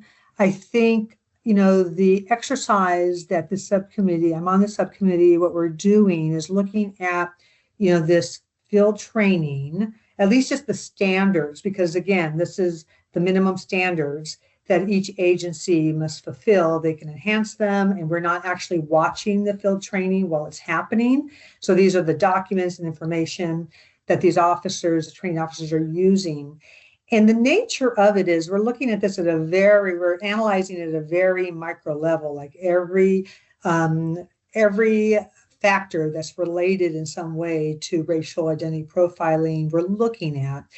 And, I think that by discussing how different subcommittee members have viewed this, as well as our consultants, it does bring, it shows like the nuance, I think that's necessary in this exercise to come up with some recommendations. I think it shows a lot of transparency. And I think ultimately, to me, when we do finalize recommendations, it will give them even more credibility and support to show that we are looking at this in a very nuanced way. It's not so black and white. And I think right now the draft, to me at least, did a good job of showing, okay, we have these different views of it, but there are some common themes, and based on these common themes that we're seeing with, some of the subcommittee members and our consultants, which have law enforcement background. We have a former chief, we have, an expert researcher, academic in police standards and police practices, that based on these themes that we're seeing, here are recommendations. So what I would urge is an open mind to sort of this different approach for this chapter. And the one thing I would add, and I think we're going to have a lot more discussion in our subcommittee meeting that's coming up, I believe, in September, because there is still more work to be done, that within our recommendations, either in the recommendation or in our discussion, to the extent that we might be able to provide some examples to make some of these recommendations a little more concrete. Not that this example has to be followed, but here might be one way of for example, like incorporating clearer behavioral indicators. Potential recommendation number one, like what might an example of that be? I think that could be helpful. So I'm looking forward to having that discussion at the subcommittee meeting. And also, working with Post and getting their input, really helpful here. And finally, with respect to the guidelines, we will be, as I understand it, we are still working on that, and we're all in the midst of, not all of us have finished our review of the guidelines, to the extent that Post's view is that they do apply broadly, and whether we agree or not agree or feel like some of it could be edited so that it's very clear they apply broadly or not. That is also going to be further worked on at our next subcommittee meeting. So I think, again, we're dealing with very substantive, big issues here, and there is going to be probably the next draft, especially with the guidelines, is going to be probably further developed. So anyway, that's just my piece. But again, to the extent that we can provide some examples, I think would be helpful. Thank you. Board Member Kulkarni. Yeah, I want to thank Co-Chair Vieta for the summary and want to just echo my agreement about what we're trying to do, what our goals are. Our committee member Randolph for also sharing his insights. Regarding Board Member Kazi, I really appreciate your feedback, and if there are ways that you can help us think about how best to describe what we're trying to do, if there is a way that it's not just reporting back or that kind of what you said in your comments. I think Co-Chair Sierra provided a really good response of why it was that way, and I just wanted to add to that I think, unlike the other committees or subcommittees, for us with Post, our really one of our central goals is getting their continued commitment and their efforts to address our concerns. And so in that way, it's somewhat different than perhaps some of the other subcommittees. And what we have found is that when we have put things in writing, most explicitly in the RIPA reports, that is when we have found the greatest responsiveness to our comments, because we've, as Co-Chair Vieta pointed out, we've attended a number of their trainings in person. They're quite extensive and, in fact, sometimes very tedious over many days. And we have tried to share feedback within those venues. They haven't always been addressed when we've provided it, but within the reports when we've done so. And it, with particular the Section 6 and the feedback that has been sought, this seemed like an apt way to provide it in this level of detail. So I just wanted to share my perspective, but really appreciate the feedback in terms of any improvements that can be made and how this section of the report comes out. Thanks. Yeah, thank you. I mean, I think I really take to heart what Board Member Kazi shared. And I think if this is going to be a substantially different kind of section, that we could preface with that, so people aren't like, experiencing whiplash, and explain why. And some of that is done, right? So like there's up at the top, pages 1 through 3, there's some conversation about like, as part of the looking past, present, future, we're taking stock of recurring recommendations, examining patterns, so on and so forth. But I think you could be even more, I think you use more language at the top to describe why this is going to look different. So you're kind of like sharing with the reader, hey, this is how we're connecting into this report, but with a different level of detail, because of, reasons would be helpful. Because I had the same experience. And I would also just, think about tone and think about just reading for like, I guess I wouldn't want this to come across as like a tit for tat, like, and then he said, and then she said, kind of a thing, because I think, to Board Member Kazi's point, I mean, I think we want the board to have already digested and processed and analyzed some of this stuff. And I don't know that we need to, well, I mean, it's up to the committee really to think through, like, how much do we really need to show in order to come to the analysis and the recommendations? And I see that this is still in development and the recommendations are still to come, for the most part. But yeah, I mean, I think the more processed, the more, we can get to the end point more quickly, the more impactful the report is going to be. I understand that you want to have it needs to look different, and I just think we need to prepare the public and the reader for that, and then lead them to the end point smoothly, as smoothly as we can. Board Member Smith. Yeah, I just want to say I appreciate the thoughtful comments and on this chapter of the report.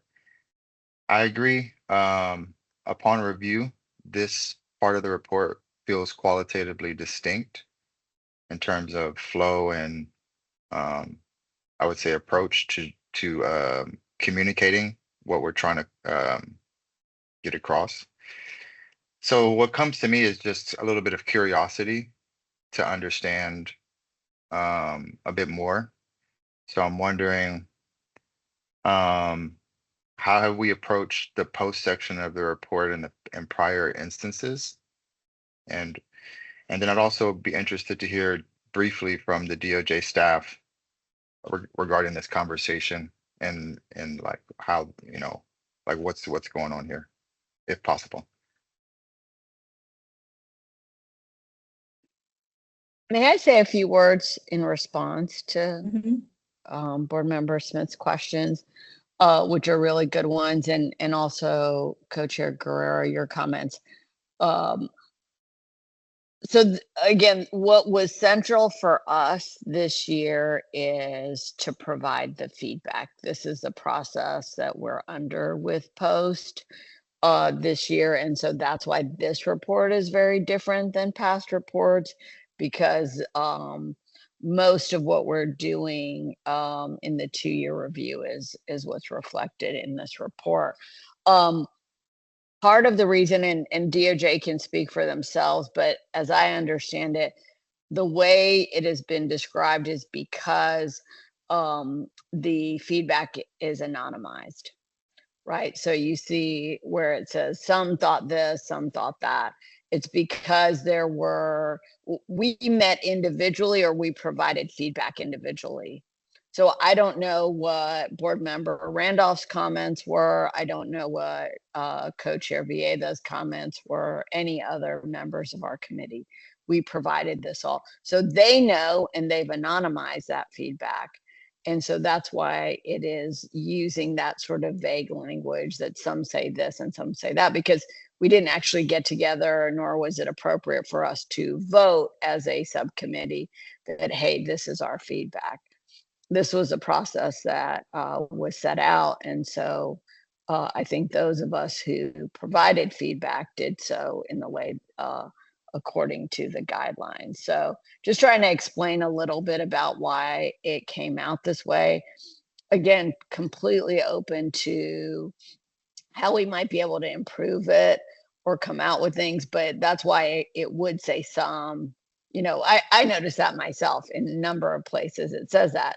It's because, there wasn't, unanimity on it necessarily, but that's also because we didn't chat about it or have a discussion. We each provided comments both based on our own evaluation of the material.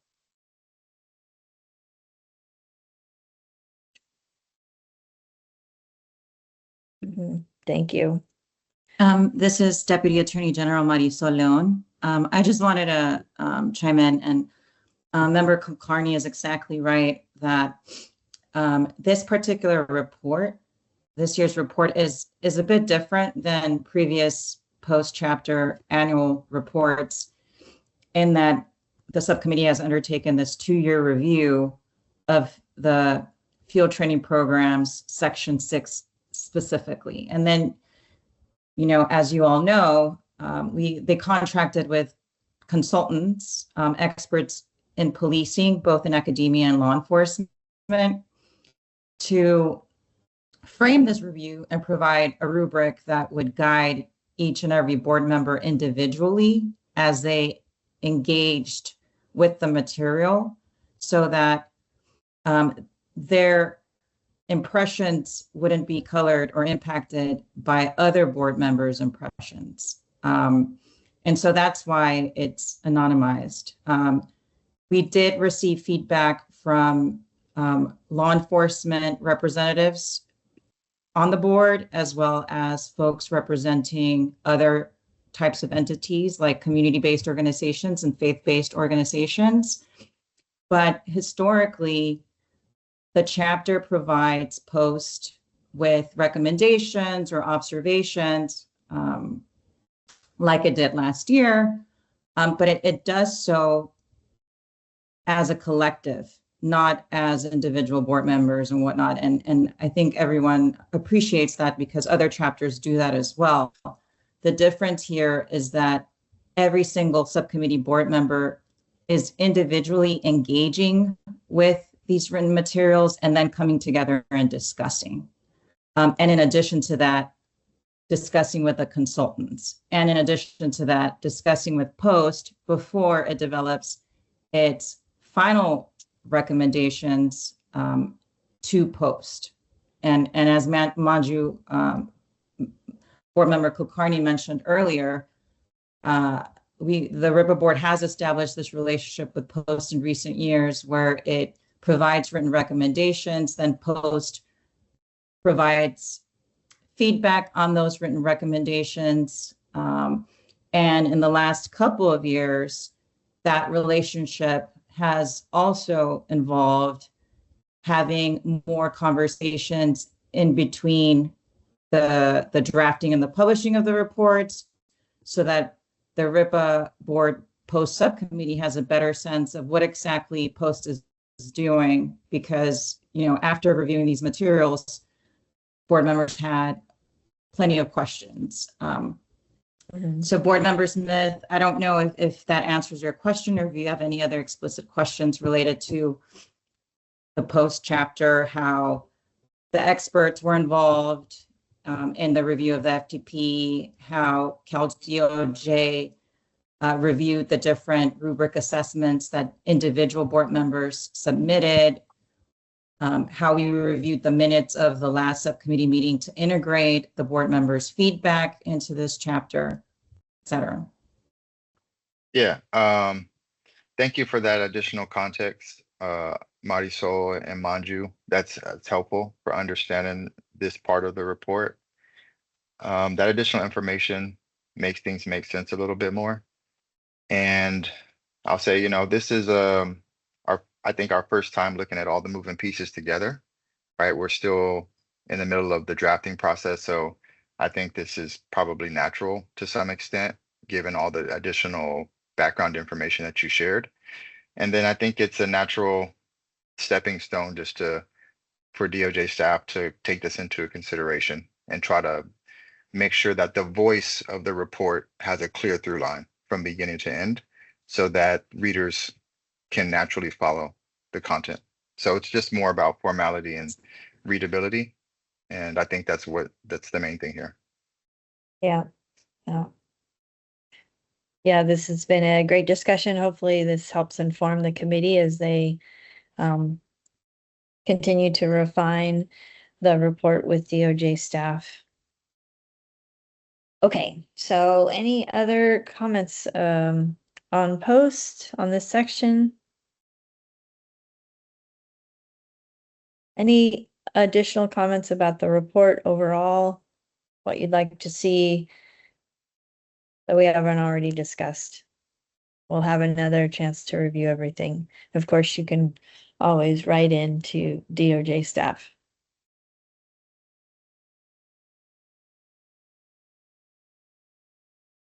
Okay, well, why don't we turn to public comment? The public is invited to provide input on our conversation about the report, about what's already written or what should be included. So we invite you to raise your hand or drop into the chat that you have a public comment. The raise your hand feature is there is an icon of a hand at the top of your screen that you can click on, and then I would be able to see your hand.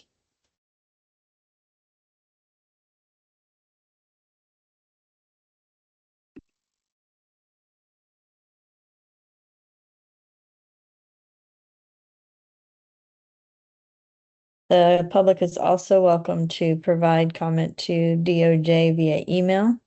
And DOJ, if you could drop in the link for public comment, that would be great. So maybe you want to digest what you've heard and or read through the content. There is a email to send comment to, and it would be great if somebody from DOJ, there we go. Send a comment to ab953@doj.ca.gov.